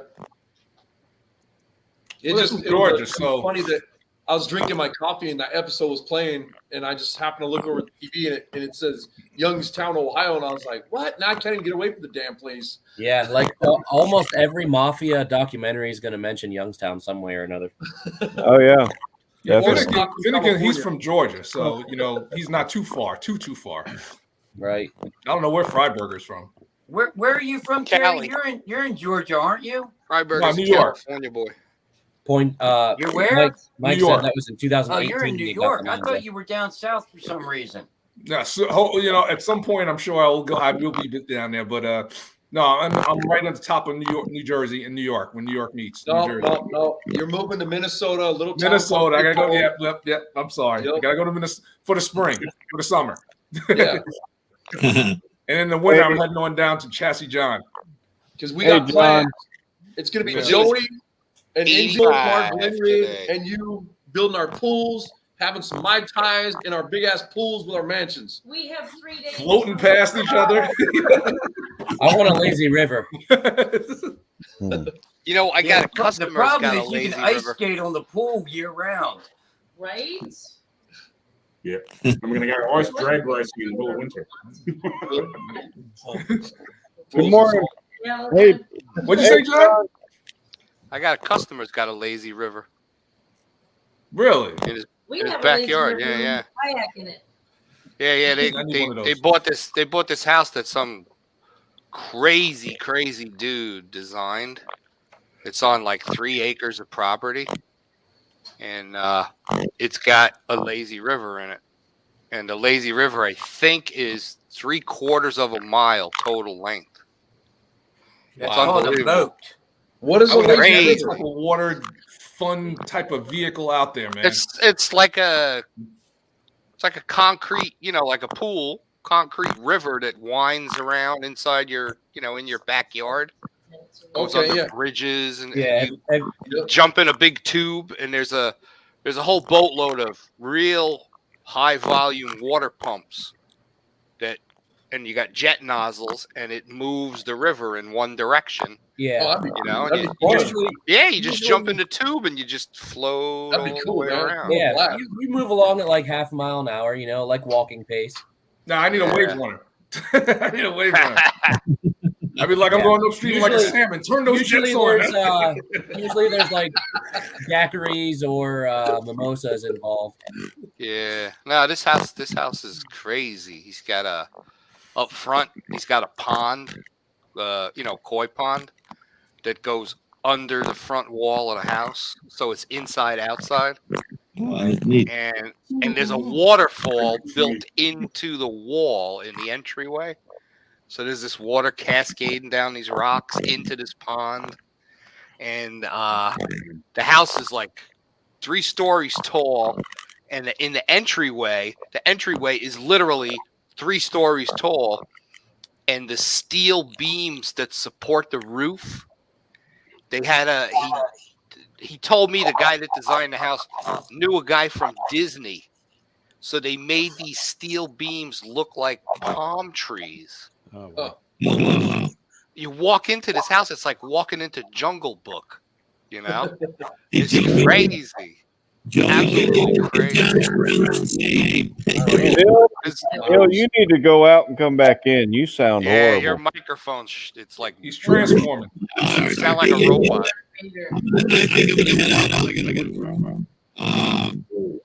Wow. Whatever you said. Oh Jesus! They can't understand anything you're saying. You sound like Chewbacca. Yeah. Worse. Bye. Oh, wow. Yeah, That it's was weird. crazy house. Yeah. It's insane. Chop all that stuff down and build some ramps out there in the water for the wave runner. That's it. Yep. Arco. It's wide enough. It's they definitely wide enough that you could run a wave runner in it. They That's what I'm filmed saying, that man. episode of Roadkill in 2018. Okay.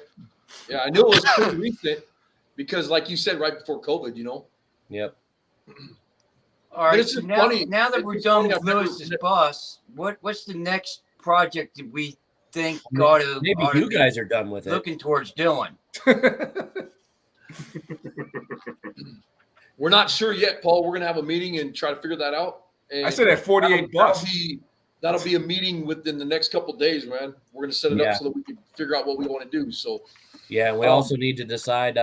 We need everybody that took any kind of film while they were here to get that uploaded where everybody can kind of see it and review it and get a sense of what is what. That way we can decide if we've got enough varied content to like make a multi-part series out of it, and then we can release it on some different channels and stuff, or if there's not really enough interesting stuff, and then just have Lewis post a bunch of it or something, or just kind of do whatever. So we need to get all that stuff up where people can view it, and then have a sit down and talk about it. What he said. Yeah. I wasn't here, so I don't know. I'm This losing part my doesn't involve you, Joey. You just go back to your desk and get us sponsors. Yeah. Hey, I'm gonna get out of here, you guys. We have not been in the house more than like 2 seconds the whole day, so out. Make sure the kids are still in the house and all that crap. So no one gives a shit. Or let the kids out and put the dogs in or something. Yeah, I gotta get them out myself. I just walked in the house from working on the car. I gotta hurry up and get these cars finished. Don't forget to feed the Yeti. Yep. Got too many projects, and I gotta take a shower. I didn't even eat dinner yet. I'm sitting over there. Hey, Terry, you still owe me a video on this Sunbird project, man. Dude, man, we gotta get together, bro. We're gonna Good night, you guys. Heidi. Good night, Arco. Good night, Heidi. Hey, I'll be Arco. in touch with you. Arco. What? Have a great night. God bless you. Kiss my ass. I can hear you shouting from clear across the shop. Well, hey, I got to yell to get a word in. I hope you get fired tonight, Joey. Yeah. I'm down. Hey, listen, this job pays in sausage sandwiches. So I don't I'll be all want right. to hear any of that after your Mr. Cocky Pants stuff today. Go eat some salami. What cocky pants stuff? That was just me. He didn't get his nap today. He's grumpy. Hey, Arco, night, how much guys. snow did you guys get? Good night, Arco. Snow? Good night. Oh. Elmo says good night, Arco. Good night. Later. Right. Hey, Terry, Rich asked how your mom's doing. Very well, thank you very much. Like I said, she kicked me out the house today. So I get out. She said enough baby in, which is beautiful. Music to my ear. Yeah, Terry, I caught that I was watching a video after the fact, and I just caught something at the very end, and I was like, hey, wait a minute, what's going on here? So I want to reach out to you about that. I wanted to give you a little bit of time. I didn't know what was going on. No, I'll tell you. I guess it was a day before I was supposed to head on out. I was going to head on out that Thursday. Yeah, I think it was Wednesday. I think it happened Wednesday, right? It happened Wednesday. My mother, she had a mini stroke.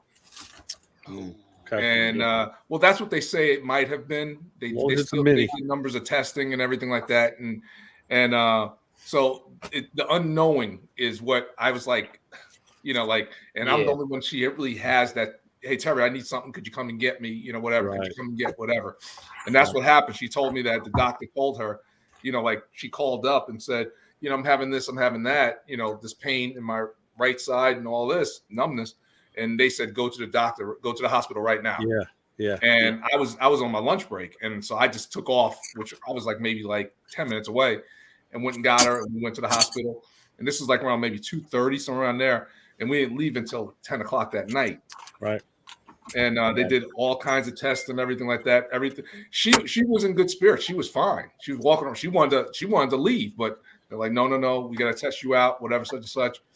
And so it seems like she had a mini stroke. That's what he says. Yeah. It might have been a strong possibility. So they did some more testing to find out what it is, and they didn't see any type of clot, which would be in her head or something like that. And then they said no, they didn't see anything, and so they still don't really know anything conclusive. It's still up in the air. She's still doing some tests. It could have been. They said maybe she did. My mother, she's one of those women that she still works. She works from home.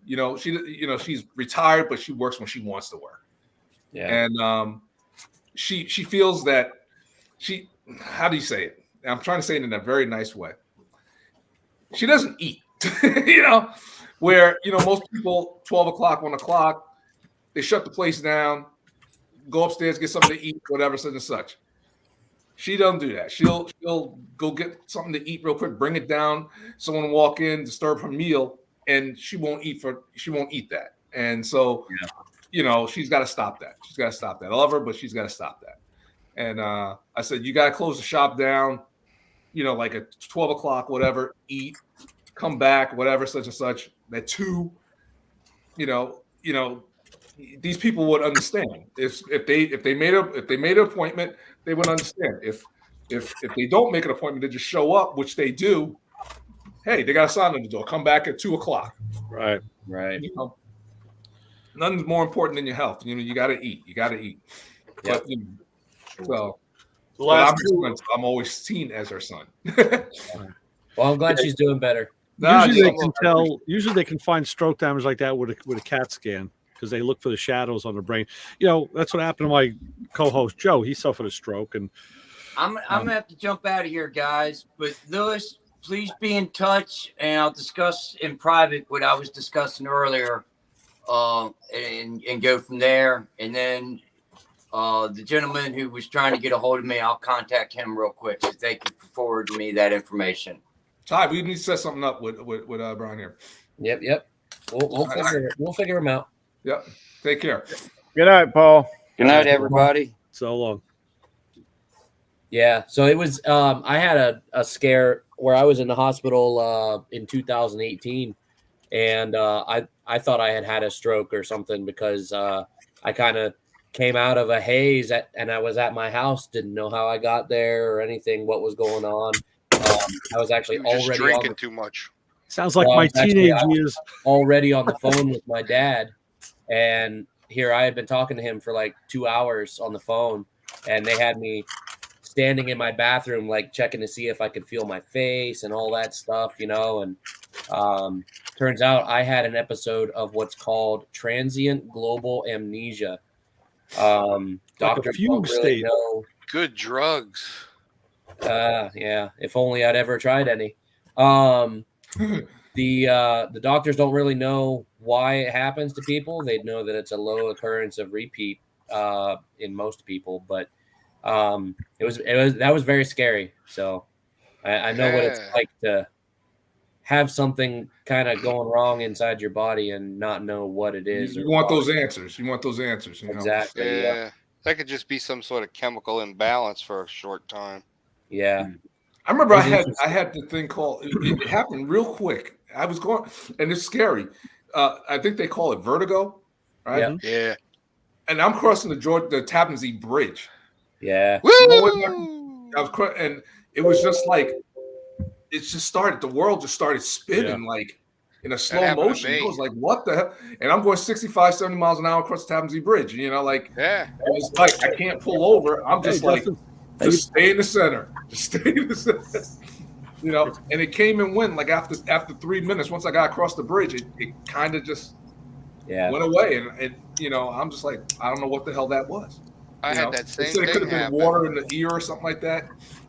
Yeah. Yeah. All of a sudden, the truck was like sideways. I'm like, whoa, I got off on the side of the road, but my heart was beating a mile a minute. And all I could think of is this is how it's going to end. Are you fucking kidding me? And it was. I got your back there, Red. Nuts. It was crazy. I figured I knew it had to be somebody because it wasn't me. Yeah, but I'm still logged in as Lewis over here. So good. Yeah, and I don't have I'm full screen, so I don't see when someone's down there. Yeah. Slingshot. What's up, Justin? How's it going, guys? You just missed Paul. Paul's the guy that wanted to talk to you. Yeah, I've been listening to you guys on YouTube and chat. I sent him your info, so he has your email address and phone number. Yeah. So yeah, you tried to muscle in on Terry and I's action. I see how it is. See that? Everyone wants a piece. Man, what about that whole YouTube wiping the whole channel out? Crazy. That sucks. Yeah, that's pretty crazy. Yeah. There's idiots around the world that's got nothing to do but fuck with you. Yeah. That's it. Yeah. Yep. My dad worked at a company. He's in the IT field, and they got hit with ransomware, which is a virus that locks your files, and you have to pay a ransom to the company that built the virus to get your crap unlocked. And that's why you gotta have multiple backups. You gotta have a big cloud account, and when they get that virus hits you, you go like this. Fuck off, asshole, because I'm gonna delete the whole hard drive and start over. So the way these real high class ransomware viruses work is they're dormant for months, and they get added to all your backups and all that stuff. And that's what happened to them. They actually they were virtually completely shut down for like 3 or 4 days. They had to rebuild some servers and services from scratch. Yeah, the general rule is the rule of 3 for backups: local machine, external hard drive, and cloud. Yep. That's kind of the best way to do it. So this week I saw one of the world's most beautiful set of headers built by that guy down there on the screen who just came in, and one of the world's most beautiful F-body shifters owned by that guy over there. And John, yeah, you guys, some cool stuff. And a cool hood, too. And the hood was cool. That was cool. Yeah. I'm so excited to put that thing back on. Yeah. I have not had that hood on the car since 1979. Well, John, just to jump back, Justin built a header that looks just like the ones you had on Rocco's Camaro. Yeah. Except I he saw did that. it himself in beautiful work. I know. Beautiful. Well, thanks. Cool. Yeah, that's been a fun project. Yeah. Now you just got to reverse for side B. When I'm ready for headers for the black car, I'll just buy a whole bunch of U-bends and flanges and stuff, and I'll fly you down here for a weekend. There we go. Fit it and tack it all up, and then we can weld it. Be nice. We'll do them out of stainless. Yeah, man. Be awesome. Hey Terry, did you remember to open that box on camera like I said in the text? I did not actually. No, I did not. But I can but you know what? I can reopen it. Nah, you're good, man. You're good. No, I just like, wanted to, I was like, I didn't know what it was. I was like, what is the box? Because I get so many boxes a day. I was like, oh, Yeah, I wanted to see your reaction. That's all. Oh no, my reaction. Nothing. No, I'm kind of glad I didn't because I got misty eyed, man. I was just I sat down like this. I was like, I wish I could have been with my brothers. You don't know how bad this is worse than SEMA. This is worse than like I wish I should have went to SEMA. This is I wanted to be a part of that so bad, man. You didn't miss SEMA. Yeah. Next year.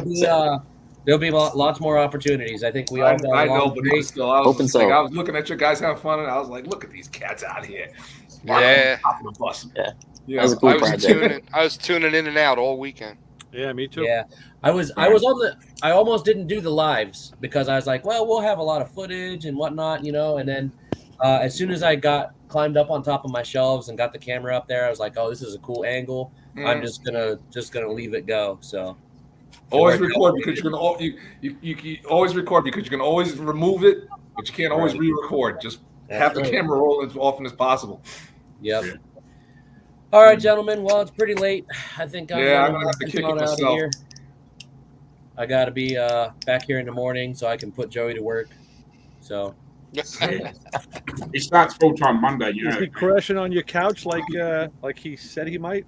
Yeah, he's been crashing on my couch last couple nights, and he's coming over to yell at me about going home now. What the hell? We got a lot of work to do. Yeah. Get your ass up. Oh wait, we're working on the bus tonight. Oh no, not that. Oh, okay. Yeah, he's got a lot of staring at the back of his eyelids to do. Is what he's talking about. I gotta go lay my eyelids, man. Yeah. Good thing he's not driving. Yeah. Shit. All right, gentlemen. I'm just gonna leave mine on mute. All right, good gentlemen. As always, much Yeah, love. I'll catch you guys real soon. We'll see you again You'll see on me Sunday, again. Tyler. No? You'll see me again here in a minute. See ya. I might just put it in too. So look. See ya. Yeah, get those guys back on the show. That'll be cool. Yeah, well, I think we do a follow up. We usually do that when we have something this epic. You want to talk about it before you tease it, then you give it a nice big promo shot, and then you always want to do a follow up. But I had a feeling the bus wasn't going to be out of there after the weekend. I thought it was going to be that it would take longer. But it's a lot of work, ton of work. I think one of the things that tripped them up is these guys only end up running. All right, I need him over here. spruce them up a little What bit. should I type? What should I type on YouTube as Joey? It's not on mute. I unmuted it. Oh, they can hear me. I don't have to hear them. Big steady day pouring on my computer. That was already up. Is that a donkey? Is that a donkey? No, that's a big cow. All right, guys. We'll catch you later on. All right, Glenn. See you, Glenn.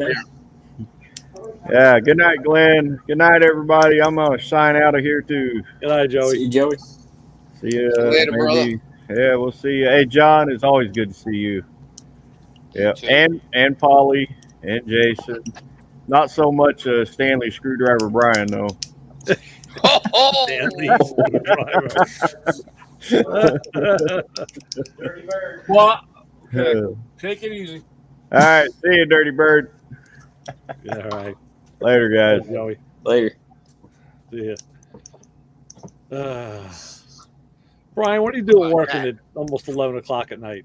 Oh, nice hammer, John. Where'd you get that? Who's Vorhan? I don't know where I got this. Made in the USA by Vorhan. Vaughn? Vorhan? I've never seen that before. Well, I've had this hammer for years. I got to get ready. I leave for Vegas.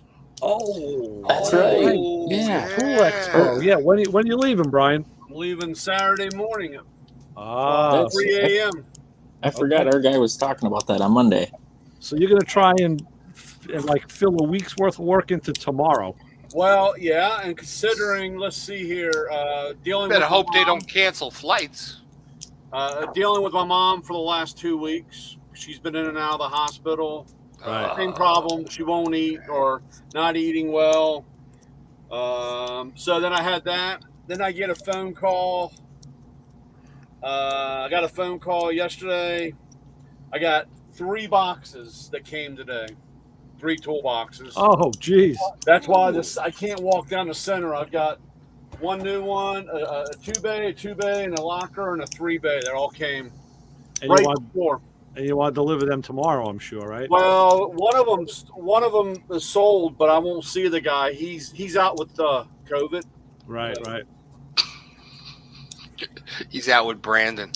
Yeah. So we had Brandon in the city today, so I'm sure that place was a mess and a half. What an asshole. So of course I wanted to get ready because everything came in your deep socket tray. Oh yeah. Oh right. The special on that. Just throw them in the box. Got the the unit and raised box. Yep, there you go. Nice. Gonna need a bigger box. That goes with this one. So I wanted to get all that stuff off. I had a guy call me. Well, don't worry about my stuff. Take care of the other stuff. He bought. Well, I got to go to UPS. I got doing Mr. Longshot there might know. Remember the days of doing brokens? Oh wow! Well, he left. Mr. Longshot's gone. You mean Justin, right? Mr. Snappy. No, it's you got the wrong guy. Am I got them all mixed up? Yeah. Might have them mixed up. Yeah, Don't worry about it. Tyler is. Oh, Tyler, that's right. Right. Yeah. It's all good. Yeah. Well. So who's gonna watch after your mom when you're away? Well, that was kind of funny. I called my brother. He's up in New York. He's in on the Brooklyn area there. Brooklyn, I know. Yeah. And so I called him and I said, hey, I'm going to Vegas, and it's not like going to Florida where I just if something happened, I just get in a car and drive back, And I said, come stay with mom, and he's like, yeah. Of course, if I told my mom that, she was like, oh no, don't do that. I'll be okay. So Sean tells my mom that he had gotten some, he had a credit, and he's coming home for the weekend. And she's like, oh, yeah. So, of course, I guess it was Wednesday.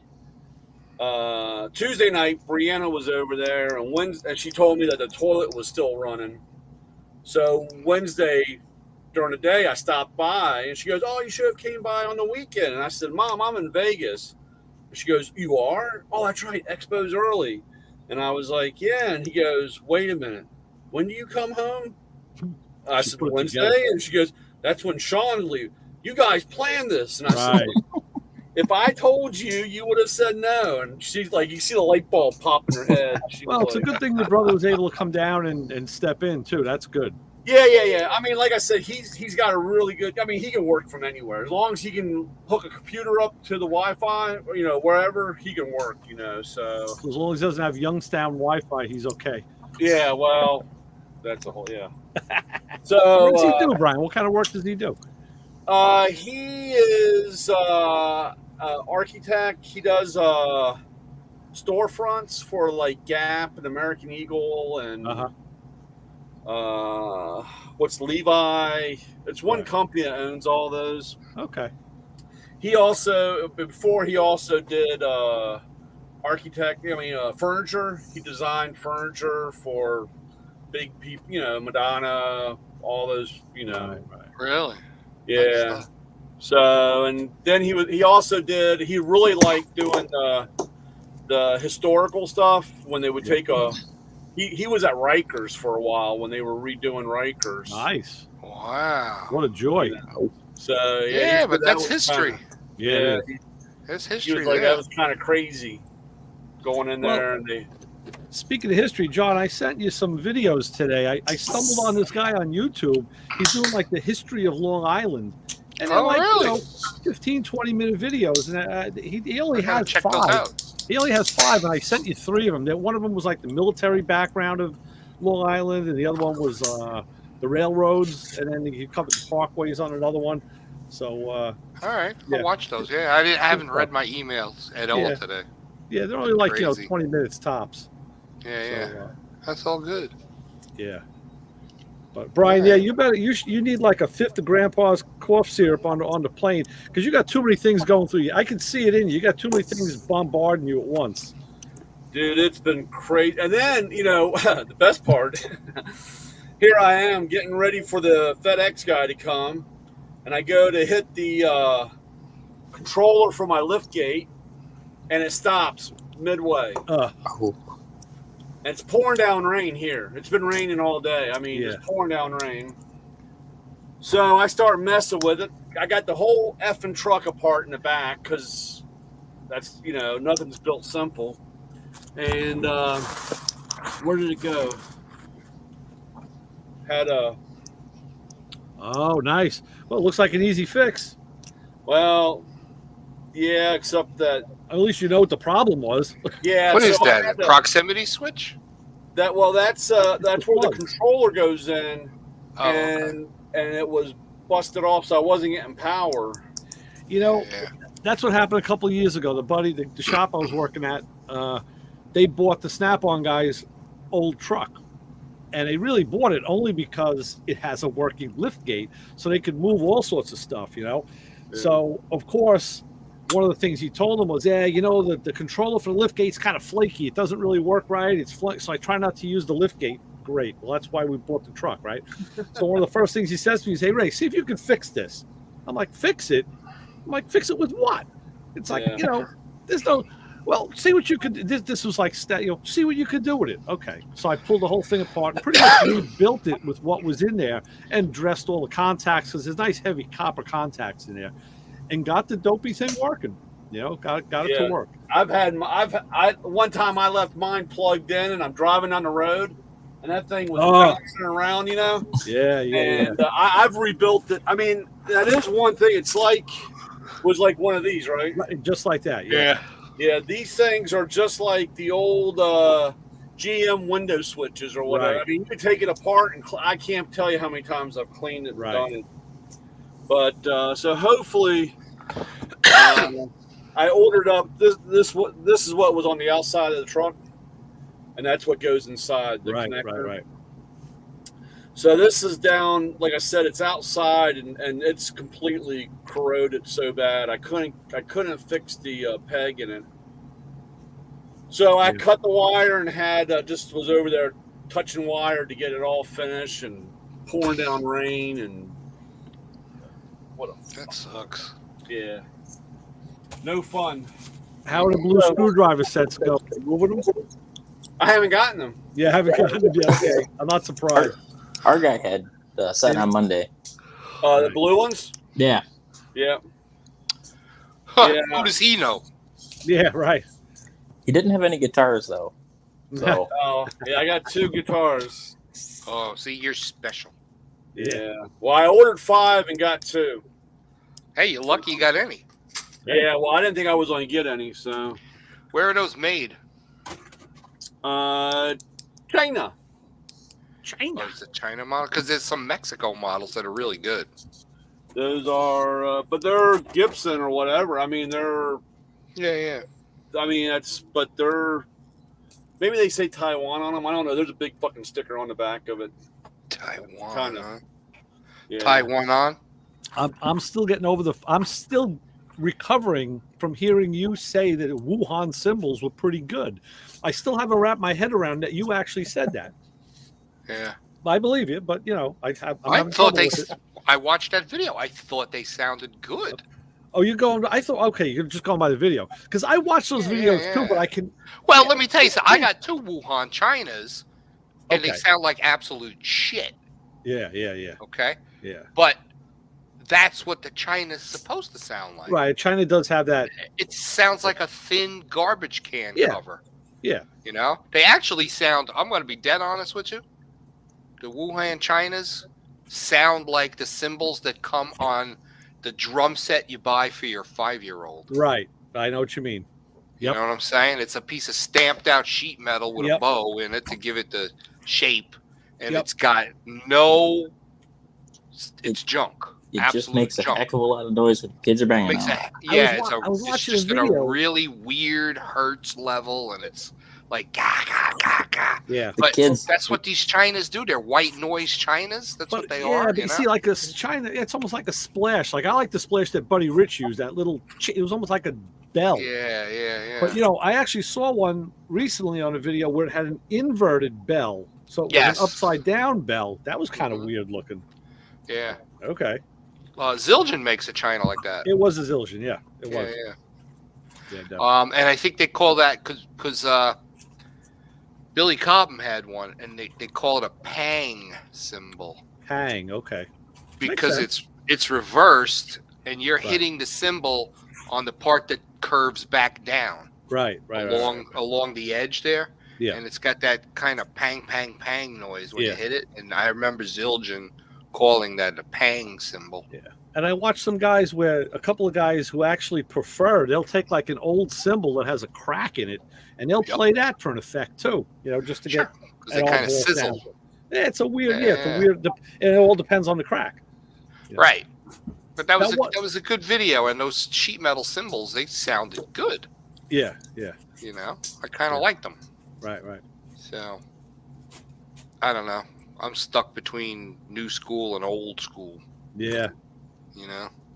I gotta have my real heavy ride. I need a real heavy ride with too. a real good stick response and a nice, ding ding ding and ding. A real bell to it. Yeah. Like the rest of them out of drum kits. Yeah. Yes, absolutely. And I like my multiple drums. Yeah. I'm what they call Mr. Excessive. I do that with everything. Yeah. I'm an asshole. It's all right. Just a regular one up, one down, a snare and a bass, and a ride and a crash and a set of hats is never enough for me. Yeah. It's got to be triple that. So, I don't know. Did you watch that video I told you about with what was that guy's name? Something Dewey that he's got. They did Foreplay Long Time from Boston, and it's got the guy from. I didn't see that. No. I'll send you the link. Yeah. Okay. Yeah. It's like a year old or a 2-year-old video. It's That's one of the greatest segues in on an album was Foreplay. Oh yeah. This guy's an awesome. Well, I'm pretty sure I sent you a video of this guy. He's got a keyboard that he attached a whammy bar to. I don't remember seeing Didn't that. I send you a link for that? I don't remember seeing that. No. Oh, Unless all right. I missed it. I don't know. So I don't. Who knows? Yeah. I'll resend them. All right. I forget the guy's name. He's got a really weird name, but he's a awesome keyboard player, and he does 4-play long time. Yeah, because and he's got. I'm trying to think. The guy's from Sweden playing the lead. The thing was all done on what's the video thing that we use when you do the show, where you have your meetings? Zoom. Okay, so this whole thing was recorded on Zoom, and you've got man, I'm really having a freaking Biden moment tonight. The drummer from Long Island that used to be in Dream Theater. Oh, Portnoy, Mike Portnoy. Portnoy, yeah. So Portnoy's playing drums. That's good. And he's in his house. Yeah. And it's a nice carpeted room. He's got that big set that he has, and he's got a couple of spare Tama bass drums sitting there. But he's got heads from all of his tours. Right. You were saying on that, the wall. Right, Yeah, bass drum heads with the art from all of the different tours and albums that he did. And I'm like, so cool. Now, Portnoy has aged. He's like all completely gray. Yeah. And I didn't know it was him at first because of the angle of the camera. And I'm like, how did this dude get all these Portnoy heads? And he turned and he looked into the camera, and I'm like, oh shit, it's Mike. It's him, yeah. And it's some really famous bass player, a really famous lead singer from another country, and they did the whole thing on Zoom. They did that with a couple of Rush songs too. Yeah. YYZ. They did YYZ like that. It was like 4 guys from 4 different parts of the world, and Mike was on the drums. And this keyboard player's last name is Lachy. Okay. Yeah, Lachy. I'll send you the link. I'm just thinking now on the album, on the Boston album. I'm thinking like I'm listening in my head to that intro, and at the end there's that sustain on the organ. Sounds like a freaking pipe organ in a church, like something off a Black Sabbath album. Yep. You know, like a big pipe organ and you get that sustain in the church where it just kind of rings for a minute, like. I got to go back through my history. I think about a year ago, or maybe a little longer, I stumbled on a video where a guy goes to a very, very famous church and they dissect the organ. I think I might have seen the same one. Was that the one where the organ went like up through 3 or 4 floors of the church? Right. And there's all these different rooms. I think we shared that video. I think that went back and forth. Yeah, that was phenomenal. And the guy goes in this like little in the room, right? Crawl space. You sent that to me. You and sent he's it to me, got to like step on these little platforms because otherwise he'll stand on the whistle. Right, they're all different sized tubes all over the place. Yeah, I was like, crazy. You gotta be kidding me. That was crazy. And it's like a quarter of a mile that the air's got to travel from the compressor downstairs to get to these pipes, and he's controlling all of this on this giant. I think that organ keyboard was like 6 keyboards. Yeah, maybe. It was about plus pedals. A couple of years ago, we went to Westbury Gardens. Me and the family, the kids, and we took a tour through the house, and they have an organ there too that's multi-floors. And I asked him, I said, "Does this thing work?" I said, "Can you hit it?" And she says, "Well, there's a whole." When we use this, there's a whole like a couple days prep and everything's got to be cleaned out. The whole startup procedure. Oh yeah, it's not like just throwing the switch and playing it. I was like, can you put me on a mail list when you're gonna do it? Because I want to come and just feel that organ blast. Yeah. And every time you see one of those big giant organs, you want somebody to do that. It's like that run that's always in the horror movie. Right. Yeah, I don't know what song that's from. I think it's Fleur some de Lis. classical. Fleur de Lis. It's either a Bach or a Beethoven. That's a nasty run on a big organ. Scary. Shakes or I you. want to hear I just want to hear from Black Sabbath. Mr. Crowley, I think, starts with an organ. Yeah, that'd be cool. Yeah. Yeah, I'll send you the thing to this guy Latchy. He's some famous keyboard player. Yeah, that was a really cool video. Yeah, and it was neat because it was one of those things I found on a sidebar. Right. And I clicked on it, and I'm like, "Oh my god!" And the video was great. So I went and made a comment. This was awesome.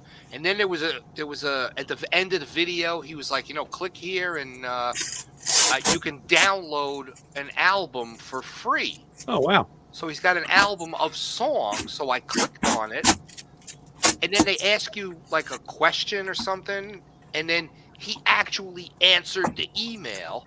Oh wow! The next day, cool. I get a reply, and he's like, how did you find us? This and that. And I said, I play drums. They said Portnoy's from Long Island, and so am I. And he was like, "Oh man, it's so awesome! I'm so happy that we entertained you with our music." And I'm like, "Wow, this dude is cool." That's great. Yeah, that he actually took the time. I thought it was phenomenal. There's Actually, I have to go back on my video on the Black Trans Am. I got a couple of emails. People have made comments and asked questions. So I don't know. There seems to be like a bunch of people all of a sudden kind of found it. Yeah. And I've noticed that I got like in the last month, 50 people have liked the Half Breed page. Oh, good. On Facebook. And it's like a whole bunch of people jumping on Chassis Connection also. It's funny how it works because I know we don't have huge numbers on our channel, but I'll see like when I'll do something like with guys on here or somebody else who's bigger than I am, all of a sudden I'll be getting people follow me the next day. It was like 4, 5, 6. Justin, when you came on the show, after you were on the show, I think I picked up like 10 followers. It's all your friends and family, I think. Probably. Yeah, I'm like, all right, cool. That's how it works. I got a whole bunch of legit accounts that in the last week or so liked and started following the Instagram account too. I've been getting more and more of those accounts though with there's 4 pictures of a really hot looking girl and you look. No, I'm talking about real ones. No, I know. Guys, I'm saying car she's guys. got no posts, no follows. But I get it's a lot funny of because those. I get those and they seem to hang around for like 24 hours and then they're gone. Okay. Yeah, I don't really see how long they stay. I just. Yeah, just like here and there, I'll get those and those like graphic designer deals we were talking about earlier. Yeah.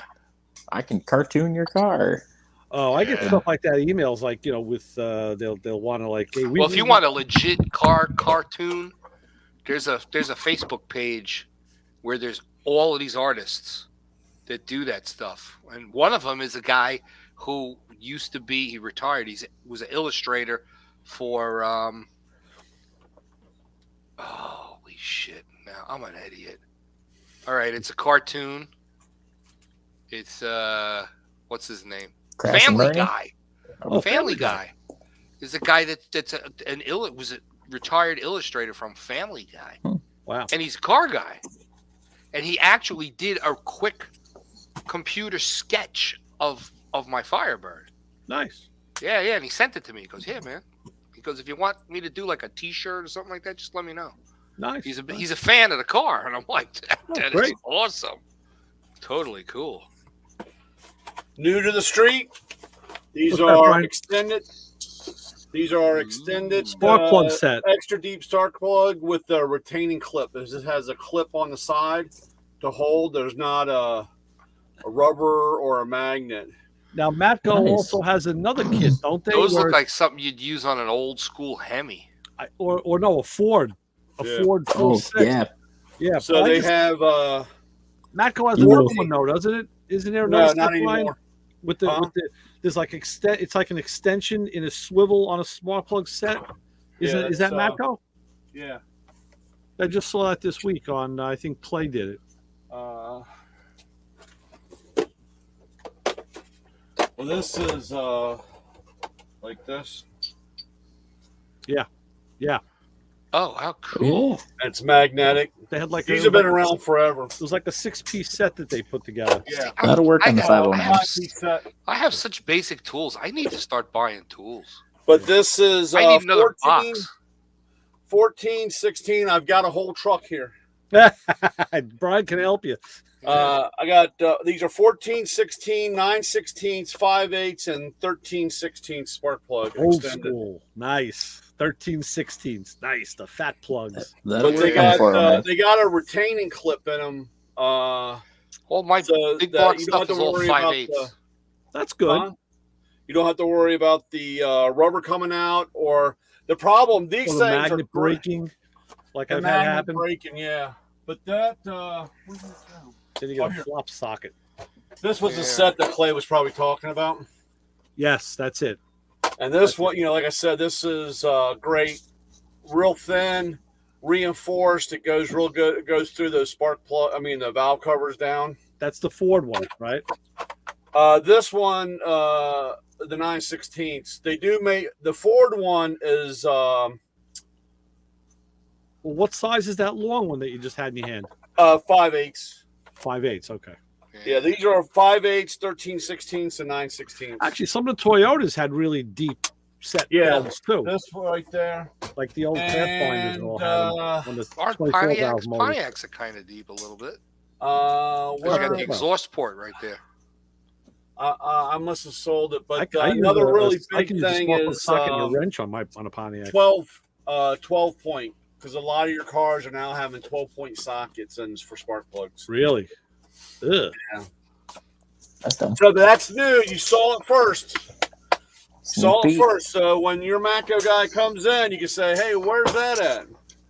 So Yeah, you I have the saw it screwdriver, first. but my other guy's got the spark plug sockets. I know. Right? You saw it first right here on Roller Derby. Yep, roller. Yeah. Remember that guy? You saw it first right here on Roller Derby. So, Brian, I really hope you can find a way to relax and shed the freaking stress that's in your head. You know, Alcohol and some gambling money. well, that'll do it. Unfortunately, I don't have any money, and I don't do really good drinking. So You got to play the penny slots. Wow. I don't even with the penny slots, I am done in about 3.5 seconds. Penny slots can pay off if you do the max bet 50 cents. Yeah, my daughter just went down to AC again this past weekend with her fiance, and I didn't find out how she did. She usually comes back anywhere between $400 to $1,000 up. We just went a couple weeks ago. My wife won 500. Cool. Where'd she go? Up a Soaring Eagle up by us. Oh, by you, okay. There was a guy. What's the game of choice? Just the slots. Yeah. We were sitting there getting ready to leave, and the guy sitting behind us hit for 15,000. Oh, I think 10 is the limit. You don't have to report, right? You can take up to 10. I think so. Yeah. Well, last time I was in Vegas, and of course I couldn't sleep, and I got kicked out of the room because I was walking around in circles like the cage lion. This was about 3 a.m. Why? And so I went down into the casino. Was and I your got roommate with a sleep with a CPAP machine too? Huh? Joey called me and he was telling me all about that. I'm like, oh my god. I didn't know CPAP machines were loud. Oh yeah. Yeah. He says, I lay down. He went to sleep first. Excuse me, Brian. I'm just going to interject it. He said he laid down to go to sleep first. He was just like getting sleepy. And then I guess Bill, went to bed and then put the CPAP on. And Joey was like, woke up like, what the hell is that? It was like, turned on the wind he machine. was like, dude, it's my CPAP machine. He was like, oh, fuck. Oh, man. So go on, Brian. What did you do? You went down to the casino and lost I all your went money? down to the casino and I was walking around and went over to this guy. He was at the roulette wheel. And he asked if I wanted to play. I told him I had no luck. And like I said, there wasn't much going on inside at the moment. This was in Caesars. And his name was Roy. Really nice guy. We were talking, blah, blah, blah. And all of a sudden, this Justin Bieber-looking dude walks by. Stops. Lays down $1,500 on a color. Red or whatever. And he hits. Oh, geez. So, and this was on the 50% or, double it or whatever it was. So, he had like $3,000. Nice. Lays another $3,000 down, hits lays that winning down. So he's up to like $15,000 in a matter of 30 fucking seconds. Yeah. Yeah. And I sat there and I was like, holy shit. So he takes out a stack of money. He laid down like 8 and lost it. He goes, okay. Gets up, starts walking. And I was like, holy shit. And he goes, that's how it is in Vegas. You want to play? And I said, this sounds like a setup. Yeah. I said, ain't no fucking way. Right. 30 seconds later, this guy comes back, lays $2,000 down, hits, lays 4, 6, 8, walked out of there almost $20,000, all within 15 minutes. Man. And I was like, I wanted to go out and tell him, look, I want to put 5 down on like, yeah, I'm like, here's $2. Oh, it's $100 minimum. You know what I'm saying? I'm like, yeah, okay, thanks, buddy. Right. We went on our honeymoon. We went on a cruise ship, and one night we were down in the casino, and I was playing the penny slots with the old blue hairs. The wife is over there playing the dollar machine, and she's up to like $1,600, you know. And you're up to like 40 cents. Oh, I know. I lost everything. So the next night, I said, hey, you want to go down to the casino? And Jenny goes, nah, I really don't feel like it. And I said, well, let's go down to the casino. She goes, you can go down if you want. So she hands me $20. Nice. $20. Yeah, you know. She knows. She's got your number. So I go into the casino.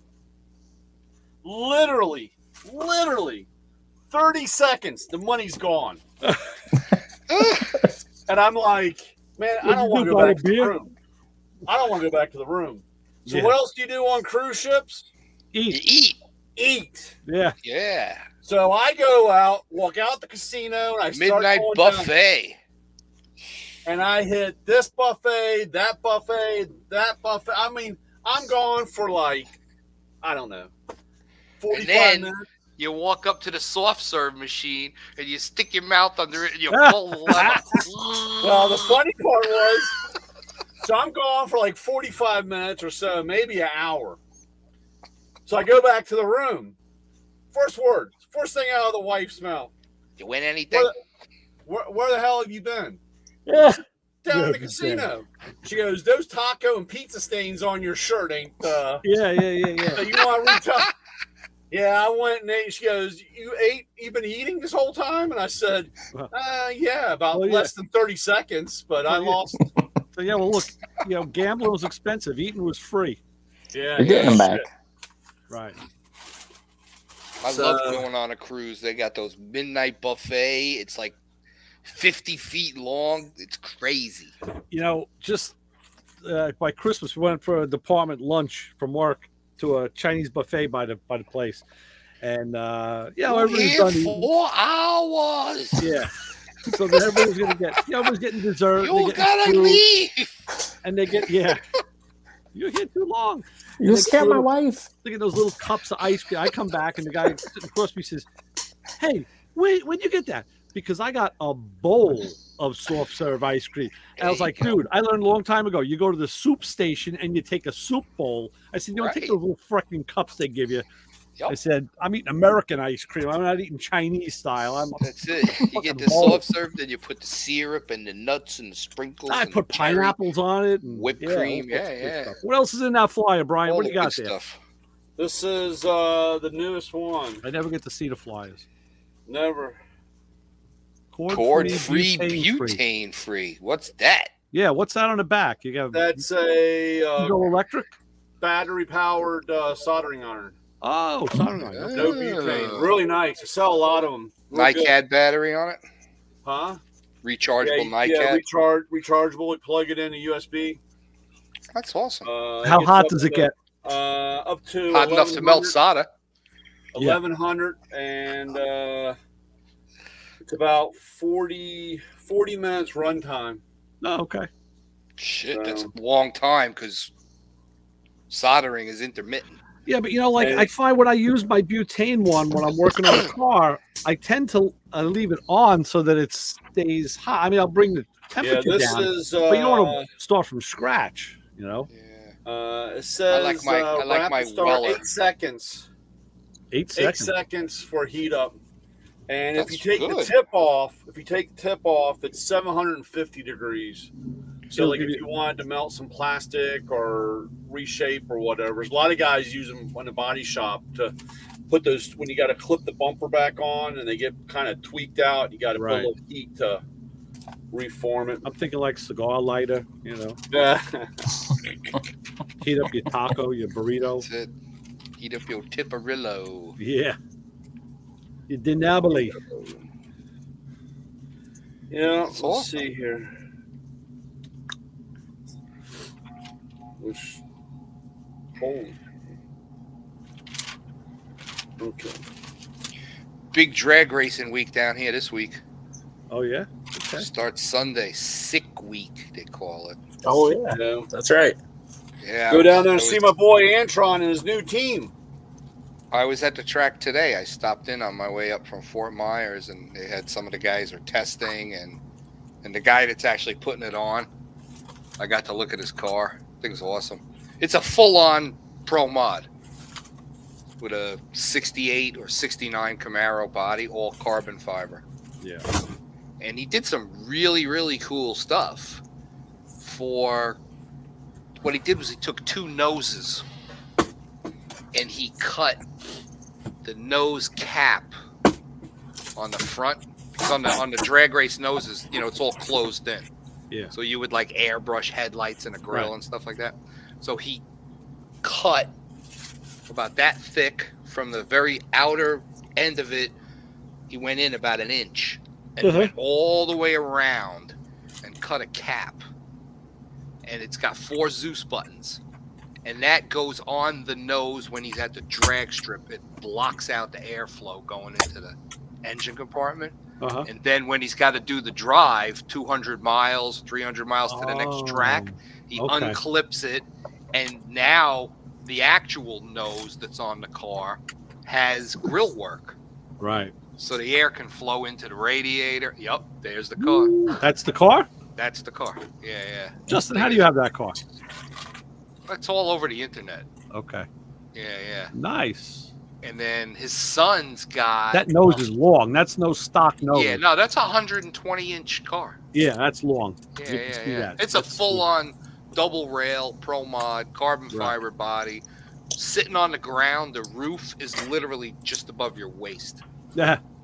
It's got 2 carbon fiber tub seats. You're sitting on the floor. He's got adjustable upper strut mounts, so you can raise the car up from 3.5 inches to 5 inches to drive it on the road. And he's the guy that's putting this thing on because he's done drag week, and he went in the 5s after driving 1,000 miles. Wow. I made 5-second pass. Yeah. That's cool.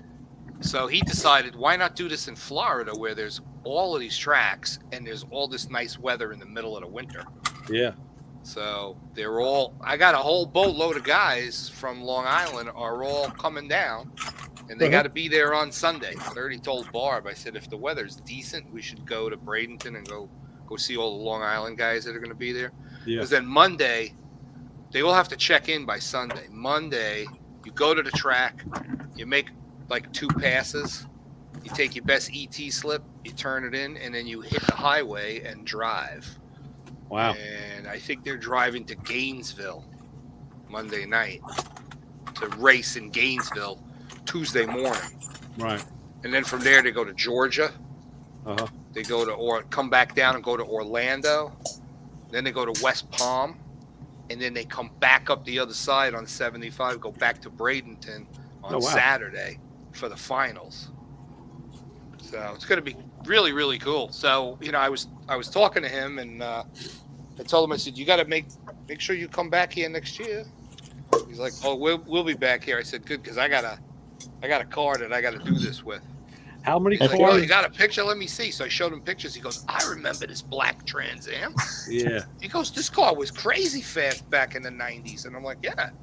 He goes, and it's your car? And I'm like, yeah, I'm the guy that built it, sold it to those guys to use. I said, and then I got it back after all these years. He goes, oh, man, you got to bring that car. Sure. How many cars are in the field for that event? I think there's like 80 or 90 cars. Wow. There's That's a all lot. different classes. Okay. You know, like that Pro Mod runs in the unlimited class where there's no rules. Right. But you got to drive it. You know, Yeah. you got to race it. You got to drive it. Then there's Pro Street, which we looked at my car and I told him about it. He goes, you fall into Pro Street. He says, you got a back half. He says, you still got steel roof and quarters. He says, I don't care that you got a fiberglass nose. He goes, you're Pro Street. You're good. So I was like, oh, awesome. Because drag week, I don't fit in Pro Street, even though I have a Pro Street car. Mm-hmm. Drag week's Pro Street category, you're not allowed to have a fiberglass nose. Oh, you have to have steel fenders. And I'm like, there's a gazillion Pro Street cars out there that do not have steel front fenders. You know? What class do they put you in? I have to run in modified with guys that could run 5 seconds. Right, right. But again, I want to do it just to say I did it. I'm not looking to be some record holder. You know? And I was already told by Hot Rod, and then I was told by this guy with the Camaro, because I have a legacy car that was in the very first race that started all this shit. He goes, dude, you got Internet Inc. out the wazoo. Just show up with that car.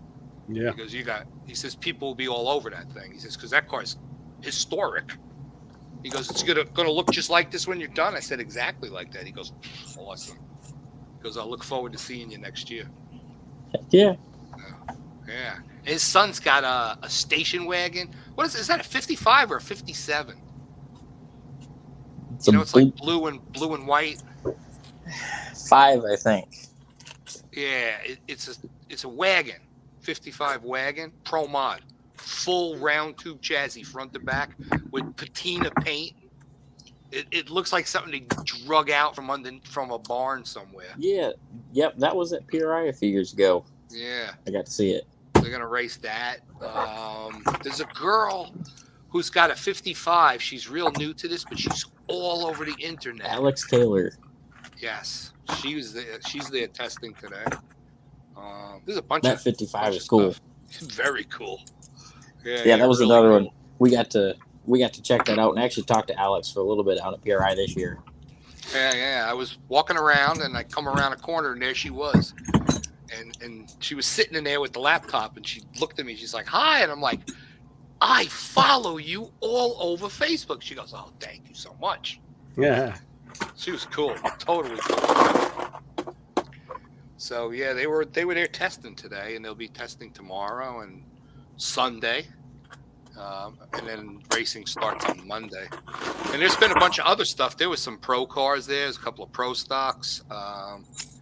There's a girl I know from Englishtown, Jackie Fricky. She runs a nitro dragster, not a top fuel car. It's nitro injected. So it's like in alcohol, you could run alky with a blower, or you can run an injected car with nitro. Yeah. And that's what she runs. She runs an injected nitro car. I haven't seen her in like freaking 15 years. And I'm just walking by, and then I saw her name on the car. So I said to one of the crew guys, I was like, Jackie's here? He goes, yeah, she's up in the office there. Go say hi. She was like, oh my God, I can't believe it. She goes, you live here? I'm like, yeah, I've been living here since 2004. She goes, oh, you're so lucky. Yeah. She still lives in Jersey. Yeah.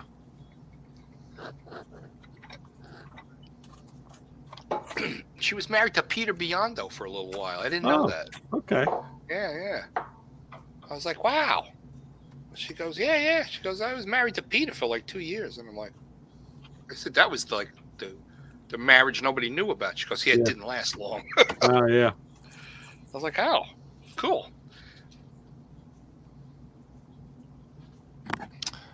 So yeah, it was a good day. The weather was amazing today. Yeah, it was warmer here, but it was rainy. Well, you guys are going to get hit with some stuff. Tomorrow, it's going to be raining in the morning, but it's going to be warm in the morning. But through the day, it's going to get cold. So then they're talking about black ice by like evening. I'll be home. I won't be going anywhere, so I'll be all right. We're right on the edge. Yeah. It's And really you know what it's really, really warm out here now, man. I can't We believe are. it's warm. It's 47 degrees outside now. Here. It's 58. Wow, that is warm. And they say by 2 it's supposed to be up in the 60s before Nice. it's supposed to really drop. Get a load of this, Brian. I had something happen the other night. I had to run into Queens. We sold my mother-in-law's house this week. We finally closed on it, but I had to run in there at night. It was Saturday when it snowed. Right. We had all that snow. We got deluged. And I'm running over snowbanks in the FJ, four-wheeling it. I'm just fucking nothing stopped. I'm crushing the snow in front of the house. You know, just being an idiot, driving around. Took my daughter out to show her, you know, just to have some fun. So I'm in and out of four-wheel all day long, no problem. Driving to Queens, and to park by the house, I had to put it up on a snowbank. So, stick it into four-load, park it. You know, I leave, put it back in two-wheel, and I get on the cross aisle, and then I'm on the Southern State. I know Brian doesn't mean anything. I know John knows what I'm talking about. So I'm on the road for about a good 10, 12 minutes at like 60 miles an hour, just cruising. And all of a sudden, bing, check engine light comes on, and boop, 4 lights below. Now, I know Toyota loves to light up the display. They literally light everything up so you'll see it and bring your car or truck in to get it fixed. But the thing that interested, the next day, I put the scanner on it, and I got 2 engine codes. I got a mass airflow code, and I got it was a PO 101 and a PO 016, which was a wait a minute, I got them here. Yeah. Mass airflow, and the other one was like a crank and cam position sensor. And then all the lights that lit up all pertained to suspension. It was either like traction control, four-wheel drive. And I'm like, wait a minute, I was using four-wheel in and out all day. The truck is running perfect. I know the cam and crank sensors aren't bad because this thing is running like a dream. You know, it's not missing a beat. There's no misfire codes, and it's running perfectly. So I said, okay. You know, let me see what goes on. I threw it by Joe because he started digging into it. And then I used the truck the next day. It's a good thing I did because I was in and out of, we did the closing and also I was in and out of places, start and stop. And after, I guess, about 10 key cycles, we left North Shore Farms and I noticed, the lights went out. I know that's what will happen. You'll get like false codes that'll trip the light, but after a certain amount of key cycles of it not reoccurring. A drive cycle. Right. But the thing that still confuses me is the check engine light pertained to these codes that were pretty drastic. You know, a mass airflow code and the crank and cam position sensors, which I know weren't bad, but all the lights that lit up had to do with something totally different that there were no codes for at all. You know, and then they all went away. So like, what the hell is, I'm like, why am I trying to figure out what Toyota engineers do? I don't know. Yeah, I don't know. That's like that stuff that I was getting on my truck. Yeah, right. It's all almost gone. like random ghost codes, kind of. Yeah, that thing about let the engine idle to cool. Right. And I'm like, the motor's not hot. You'll get that if you had like a thermostat problem, because my wife's Cruise did that with the electronic thermostat, and it said let motor idle to cool. Well, you know, the don't guy, shut it off. when I went and had that that $800 oil change, filter change for both rear ends, the transmission, right, and the transfer case, he cleared all the codes, and he said something about that the it looked like the antifreeze level was a little low, but he's like, I don't get it. He goes, but I topped it off and I cleared the codes. He says if it comes back, let me know. It hasn't come back. Now with this snow, I was real happy that when I just did my oil change and I had it in the shop, I greased all the U-joints and the slip yokes, you know, for a four-wheel drive. That's I'm important. like, oh, thank God. It's like perfect timing. You know, you don't want to Yeah. jam up a slip yoke. That's very important to have that cleaned up. Hey, Brian, I found a kit. OTC makes it. It's like a grease gun accessory kit with all these different ends, and there's a 90-degree adapter and all. It's because some of these U-joints, that like on some of the U-joints, especially when you put the truck on the lift and the wheels hang, you know, the drive shafts will change angle, and it makes it harder to get in there. So I saw this OTC kit that looked pretty good. Yeah, I think we have one. It's probably OTC that makes it. Yeah. What's OTC stand for? Over the counter? Yeah, right. Well, actually, there is no more OTC. No? Yeah, they were bought by Bosch. Oh. Bosch bought really? them. They bought OTC, SPX, and Master Cool. Oh, Mystical, yeah. I've Because heard of OTC had a good line Master of. Cool, and what was the other one? There's 4 of them. They were all owned by OTC. Okay, OTC had a good line of products. And you know what I've been seeing lately? The same thing. When I was looking, after I did the greasing, I got my grease gun on there, and I had changed the end on it a couple of years ago. And now you get it on the Zerk fitting, and you pump the grease in, and then you can't get the freaking thing off. It's like it won't let go. You gotta So give it I'm a heavy online hit. looking, and they have a guy made one now with like a thumb release where it just like an air They chuck. lock on, yeah. But it's like $50. I'm like, oh, come on, $50. Yeah, but it'll never lock up on you. Yeah, I don't do that much greasing. I do it, but not. If I was doing it every other day, I'd buy the thing $50. Yeah, right. If you owned one of those like oil and grease joints. Yeah. You know. Yeah, like the FJ and then my Pontiac are the only things I guess the Fiat has grease fittings. Yeah, none of the front end components these days have grease fittings. The last couple I just put sway bar links in the truck, and they the factory ones didn't have them, but the replacements had grease fittings. But again, you can't get to them usually because of how the suspension is located. So they put them in there, but you can't. That's why I'm looking into this 90-degree fitting. Get up in there. Awesome. Pain in the ass. That's how it goes. Yeah, you're right. So Justin, everything you work on is beautiful and painted and like at the end phases or something. Does all the pretty work. Yeah. Lucky you. Yeah, sometimes I do. Yeah, I've over the last couple of years kind of transitioned a little more into the final assembly, and nice. I still do a lot of like the exhaust fab and stuff. But I've done quite a bit of metal fab work. That 68 Camaro, the green one that I showed you guys a couple weeks ago, I did all the metal fab on that one. Nice. But yeah, we're getting to the end stage of a couple builds. Oldsmobile's getting close. We actually shipped that to the interior shop this week. That Impala is going to be one sweet freaking car, man. Yes. It's such a nice car. Yeah. Yeah. He's the guy was just in today checking out. He likes what he sees. It's going to be a wicked car. He's got a ton of cool stuff though. That's cool. He's yeah. He's the one that's got the it's I think a 66 Biscayne. We're putting the 632 in. Oh, nice. Oh my God. Nice. We should be seeing that. That's a lot of motor. Yeah. Is it one of those blueprint motors? No, that's the new GM crate motor. Oh, oh my God. Wow. Are you kidding me? So this guy's got some dough. Have you seen pictures of that motor? Yeah, I have. Yeah. With the independent runners. It's those the heads that I was talking to Victor a couple of weeks ago. The heads in the manifold were designed by a guy that is a pro stock motor guy. And that's the reason that motor is so expensive. Doesn't have Siamese ports on the intake. It's like a pro stock head. Individual separated runners going in, separate pipes coming out.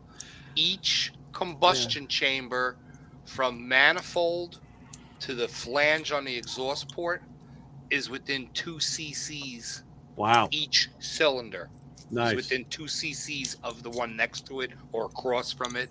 They said it's literally 8 independent little engines. That's great. Yeah. Yeah. Oh, run nice. That's why they make 1,000 horsepower. Justin, was it that the engine in the Impala, or am I thinking of I watched so many different videos. I just watched another video where somebody was changing manifolds. But does that engine have like rectangular, but like rectangular long ways exhaust ports on it? The collectors for the headers do. The ports are a little bit more square on that. Okay. Because that's those aluminum heads on that W motor. Yeah, they're kind of a square. Okay. The collectors or the flanges are just kind of a little bit wider on each side. Okay, yeah, I think that was what I was thinking. Yeah, I thought that caught my attention. Yeah, that's a gorgeous car. I love that freaking car. Super nice. That is nice. So I started following this weather guy, Ryan Hall Y'all is his name. He's in South Carolina. He's an independent guy, but I tell you, he's better than Frank Field or any of these weather guys. Like he has all the models up, all the computers, and he tracks the storms, and he's on the money. So last week with the storm we had, he was right. So I start following the guy. But now he retweets like everything. Anybody who replies to him, he like retweets what they. So I'm going in and muting everybody that he retweeted because there's just too much stuff. And as I'm doing that for the third time today, I said, you know what? The next thing is I got to stop following this guy. I'm going to have to unsubscribe. It's like, how long am I going to do this? So I did today. I said, okay, sorry. You know, I'll still watch you on YouTube, but I'm not following you on Instagram anymore. Done. Too much information, too much stuff. Dina Parisi does that a lot too. She just, you get like deluge. It's like, all right, stop already. Yeah. You know? Give me a rest, please. She's heavy with that stuff. Yeah. Oh, yeah. Yeah. Good way to put it. Good word. Yeah. It's funny. Yeah. Sometimes I get all these. I'm like, don't you have a job? I know, right? Don't you got laundry to do? Yeah. Really? I know. Yeah, you kind of wonder sometimes. Yeah. That's what mine. I'm usually not posting until like this late at night. So like, I'm busy all the other times. I hardly ever post. I'm a bum. Yeah. There's a guy I follow on Facebook.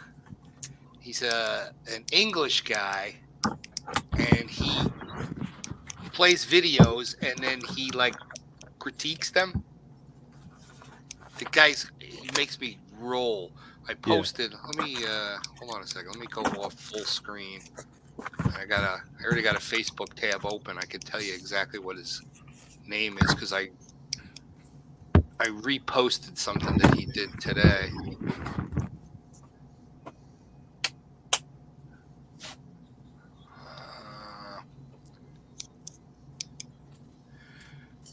Well, it's called the link is Here's Me Face. It's reviews and blogs. Ozzy Man is the guy. Mm-hmm. If you go on Facebook, look up Ozzy Man Reviews. It's hilarious. So he did this video that it's all about influencers. Okay. And it's like all this behind the scenes footage that he found. In other words, like somebody was shooting a video for Instagram and somebody else was shooting a video of them shooting a video and shaking their head. And this guy is hilarious. This dude, he's an English dude and he's just hilarious. And he does these videos like every week. He puts out something else. And Ozzy Man Reviews. Actually, he's from Australia. And he just finds stupid topics to talk about, you know, and he puts these things together like people trying to do stunts and failing. It's just, the guy just makes me roll. Yeah, fail stuff can be pretty funny. Fail stuff's the best. Especially when it's like people sliding in Russia in the snow down a hill. Yeah, those are always the best. And actually, the Russian, what do you call it? The car cameras. Man, they do some crazy shit over there. They can't drive for shit. And then they get out. The guys get out and just fight each other in the middle of the street. Right? Or they just drive away. Because, like, I don't think anybody's got insurance over there. I don't know. That's why they got the camera. I find those videos and they suck you in. Yeah. Some of these videos are like an hour long. Oh, okay. That's it. Yeah. Then you always see like there's always an old lady with the coat and the wagon crossing the street, and the truck like just misses her. You know, like, there's always that one in there. Yeah, it's all that stuff out of Russia and Europe. They drive like assholes. Yes. It's unreal. But the guys get out and just start duking it out. They'll just fight each other in the street. Yeah. A lot of stuff out of Vietnam and Oh yeah. I'm Well, like, those oh are the my wagons that are God. over that are like 12 feet tall with shit on them and they Tip fall over. over. Yeah. Those are great. Yeah. Well, you'll see stuff like that if you watch this guy Ozzy Man reviews. He puts together things like that. Funny It's stuff. pretty darn funny. I think I've heard of them. Yeah. Yeah. Check them out. I also found. I'm amazed at some of the crap that shows up on my Facebook page, but if you look at my actual Facebook page, the cover photo, I found this company. Hold on a second here. I can actually tell you.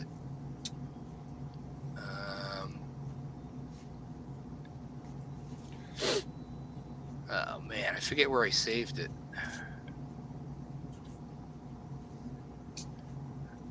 Okay, yeah, wiring and electronics. It's a company called Concord Aerospace.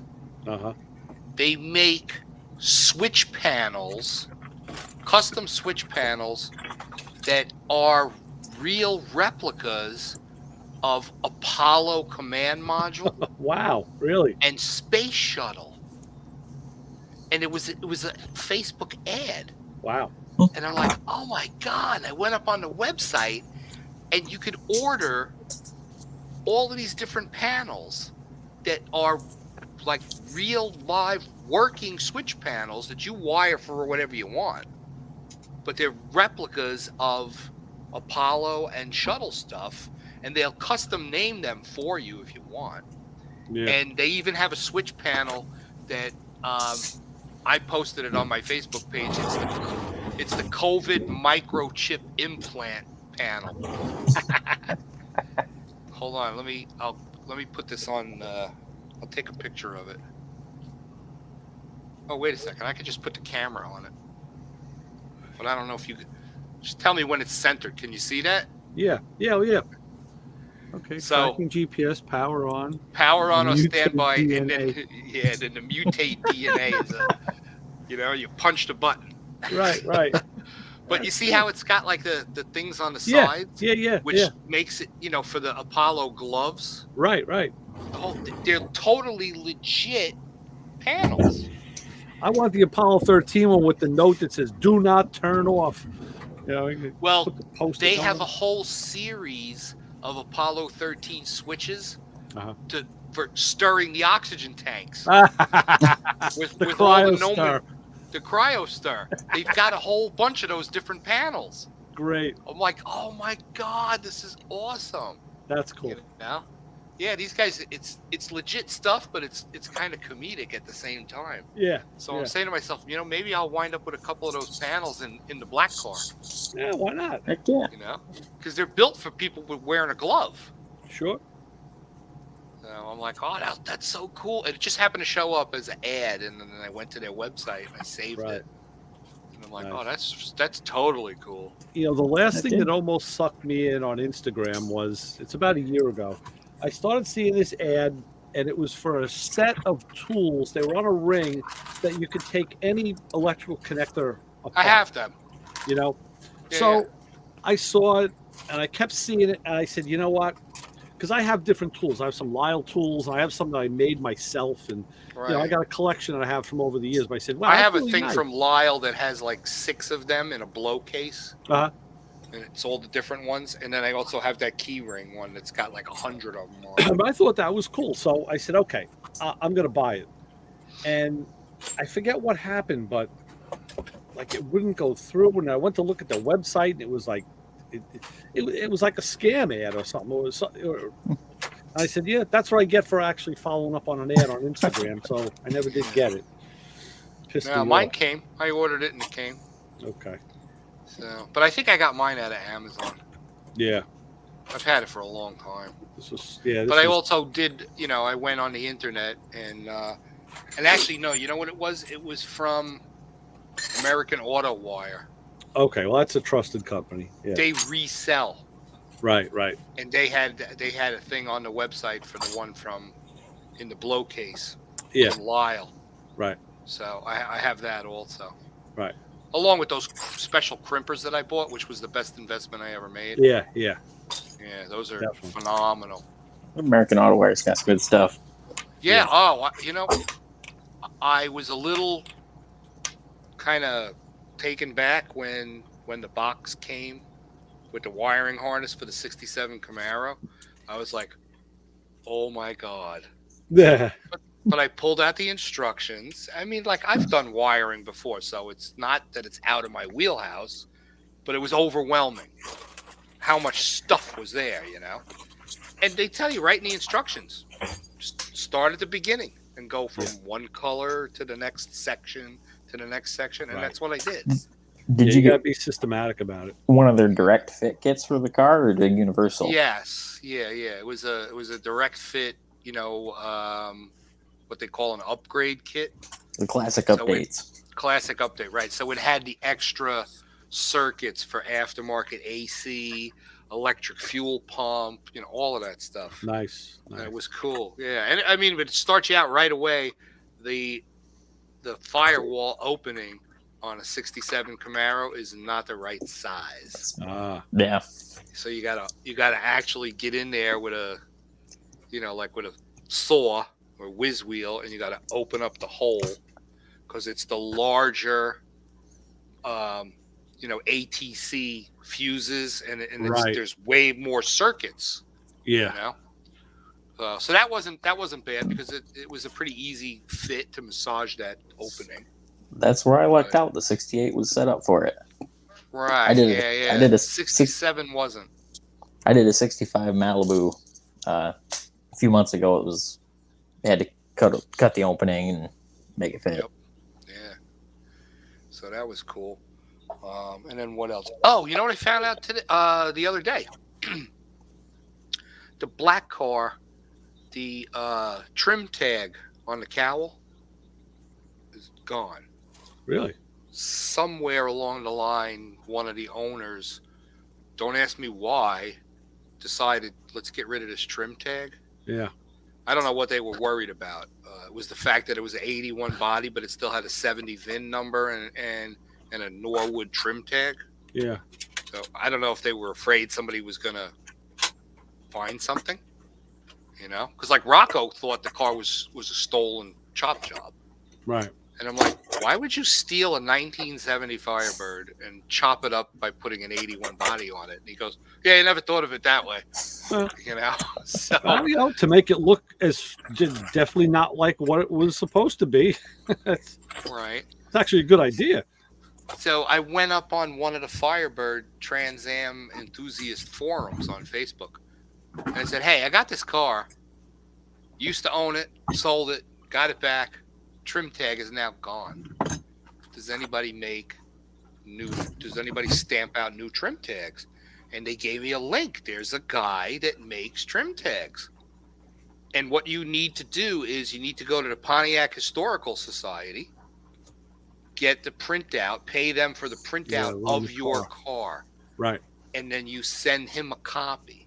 Right. And for $225, he makes you a dead-on exact replica of what you had. He gives you the option, if you've modified the car, if you want to pull stuff out of the trim codes, or you want to change the color, he can stamp you a new one that'll match what the car actually is. Wow. And then he gives you those special rivets. Right, with the weird head. Which are weird because the like gun... a star head. Yeah, the gun goes in them and spreads it from the outside. Yeah. It's like two large flange rivets. Right. And then the star heads are the ones on the VIN. Okay. Yeah. Those are totally different. So between a trim tag and a shifter, you're going to drop $1,000. Yeah, I know. Well, I don't know if I'm going to put the trim tag back on it, but I just thought it would be something nice. Yeah. Sure. I will pay the money to Pontiac Historical Society just so I actually have the legit build sheet of that car. Yeah. Just to say, yeah, I got it, but it don't look like it. Right. And I've kind of been mulling around the idea of doing the change.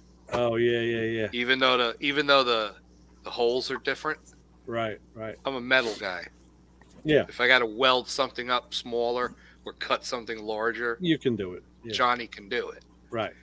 And Right. at that point, then each of these cars would be legit numbers and bodies. Right. 70 would be a 70, the 81 would be an 81. You know, so I'm thinking maybe if I decide to sell them down the road, that might be Yeah. a helpful thing. True. Because people are going to walk up to it and go, "Why is the 81 a 70 and why is the 70 an 81?" Right. You know, because I tell people that story and they're like Chris. Yeah. He was completely confused on that. What were you want to do? Yeah. What's going on? What, a 70 to an 81, an 81 to a 70? It is What are you, a confusing. weirdo? When you first hear it, yeah, it is. You got to wrap your head around that. Yeah. I know. So Hey, Brian, that would you got one of those that would kind of simplify things. Brian, you got one of those diamond grinding wheels that you were talking about that you love so much? Oh, those diamond cut-off grinders. Those are cool. Yeah. I think I'm going to invest in some of those. I'm tired of not on the burning truck. out. I got one in the house. Cardboard ones. Well, you know where to put one. Oh. Right in the box. I got this thing called Ray's box sitting here. So right. You're gonna need a bigger box. Well, that's what usually happens, unfortunately. But it's good. I know. Right? Ray might not be happy about it when. Yeah. What are you gonna do? Hey, you only live once, and you can never have enough tools. That's right. I was just thinking about that today. I gotta get one of those tungsten grinders. Yeah. I love my tungsten Your grinder. tip, yeah. That thing's awesome. It really Well, helps. guys, Stabilizes the arc. I gotta go print out a whole bunch of UPS tags and get ready for credit card running. Yeah, it's about that Hey, time. Brian, anyway. let me ask you a question. Is your bank adding surcharges to your charges? Yeah. And then banging you for them or banging the customer? Banging me. Why are they doing that? That's the new. That's the guy get the new money thing. somehow. That's the new thing. No, what's the That's the new surcharge thing. for though? What's the purpose? It's like 2 to 3% of the charge. The bank's either going to take it out of your bank account or they're going to charge the customer's Well, card that's what for American that. Express used to do. That's why a lot of places didn't take it because they were charging a higher percentage back to the retail. You want to hear the best? And what I love is that the bank now charges a cash handling fee. Cash handling fee? Yeah. Jesus, come on. They want us to be plastic. It's the truth. Yeah. They want that paper trail or that electronic trail so they know every They single blame thing it. you They do. blame it on human trafficking and drugs. And I said, look, buddy. First of all, if I was a drug dealer or if I was human trafficking, I would not walk into the Bank of America to make a deposit. Exactly. Yeah, Right. but you know what? Here, where I am, Bank of America services more immigrants than any other bank. Really? I'm in a farm town. These Oh, dudes right. are all from Mexico, Guatemala, all southern, and they all bank at Bank of America. Bank of America, I found out from somebody, Bank of America is giving fucking auto loans to people with no social security number. How the fuck are they getting away with that? Yeah, they do. It's a work thing. It's a work thing. Bank Everything's of a work America thing. been very, very good to me. Well, Bank of America got nailed pretty hard, but my Bank of America story is, and I was with Bank of America before it was Bank of America. Okay, so, and when they became Bank of America, about 3 or 4 years into my business, I went in. I wanted to get a little business loan. I wanted to wrap some things up, and they said, "Oh, we're really sorry, you're not qualified." I said, "I'm not qualified." He goes, "Oh yeah, you've had car payments you've had car loans, you got a house, you got credit cards, you're all withstanding, but your demographic, you're high risk." So a fat white guy's high risk. Right. So I said, "Okay, buddy." He goes, "Oh, before you leave, what nationality is your wife?" And I said, "What does that got to do with it?" Well, here at Bank of America, we're here to help and grow your foreigners and your women and blah blah blah. I said I really wish I was taping this because that sounds pretty damn racial. Yeah, it's ridiculous. So yeah, I hate Bank of America. Good time to have a Ukrainian wife. Yeah, well, actually, I had at that time I had a customer, and Kathy was her name. She was the owner of a gas station. She was Asian, and I had gone in and saw her. And I said, "Hey, Kathy, can I borrow you for the weekend? We got to stop by the bank and see so and so." Oh my God. Yeah, that's crazy, man. I tell you, that's one thing that I hate to change banks. Yeah. And actually, my wife, she had a different bank, and I had Bank of America. And then, of course, when I got into the business, I don't write a check out. I would just transfer money. Of course, I would have to take money out and then go to the other bank to put it in the household. And I finally talked her into switching over everything to Bank of America, which is a pain in the ass because you got 27 things on auto pay and this and that, and you got all this stuff going on. And so once I got her switched over, I just hate to go back and try to change that, or such a pain. But I hate Bank of America. They got nailed pretty hard. They were taking out withdrawals before your deposits. So I would have to sit there. I would have to sit there at night if I went in and made a cash deposit. You'd be and I would have overdrawn. to take a picture because they would relapse it or turn it back. So I would go in that day, and whatever my cash collections were, I'd take it and deposit it. So I'd have X amount of money. And of course, the next day, if I had any payments or withdrawals, they would take out the cash, and then do the withdrawals. And if you fell below the threshold, they'd nail you for $35. Yeah.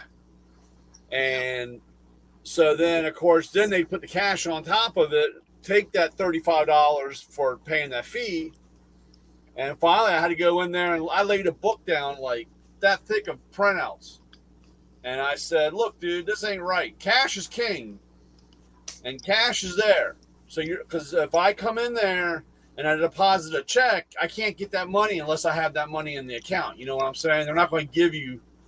But I said, if I come in with cash, I can take the cash right back out, right? Yeah. And I said, "Well, dude, here at this time, I put the cash in, it disappears, it comes back after you take all these withdrawals. We need to have a talk." Yeah. So, that's See, my bank's real good with that. They, well, they changed it. They got around nailed from the midnight is government. when all of that stuff hits. Is the first thing when you look at the next day, when you look at the stuff in order, it's going to be deposits and cash. Yeah. And then after that stuff bumps your total up, then they start doing the withdrawals of checks that came in, right? Or automatic payments, the whole deal. So it's money in first, money out last. Well, they had to change that because they got nailed. I don't know. It was a couple of years ago. They had something like, I can't remember the exact number, but it was like $3 billion in fees that they had charged. It was something unbelievable. And with fees, you don't have to pay taxes on it. Fees are like labor. Really? So they had all this money floating around, unexplained money. Wow. So, not to mention all the money they got in 2008 when everything crashed. And what did they do with that? They went out and bought everybody else. Yeah. To become the largest mortgage holding corporation in the world. Yeah, and the funny part is they farm it right back out. Yeah. They bought up Countrywide. They bought up all of these floundering mortgage companies. So they literally hold the paper of more homes and businesses throughout the country than any other bank. Yeah, that's crazy. It's unreal. They're too big to fail, right? Remember that? Yeah. Yeah. I think they should have let them fail. So, But Come other up than with that, I love my bank.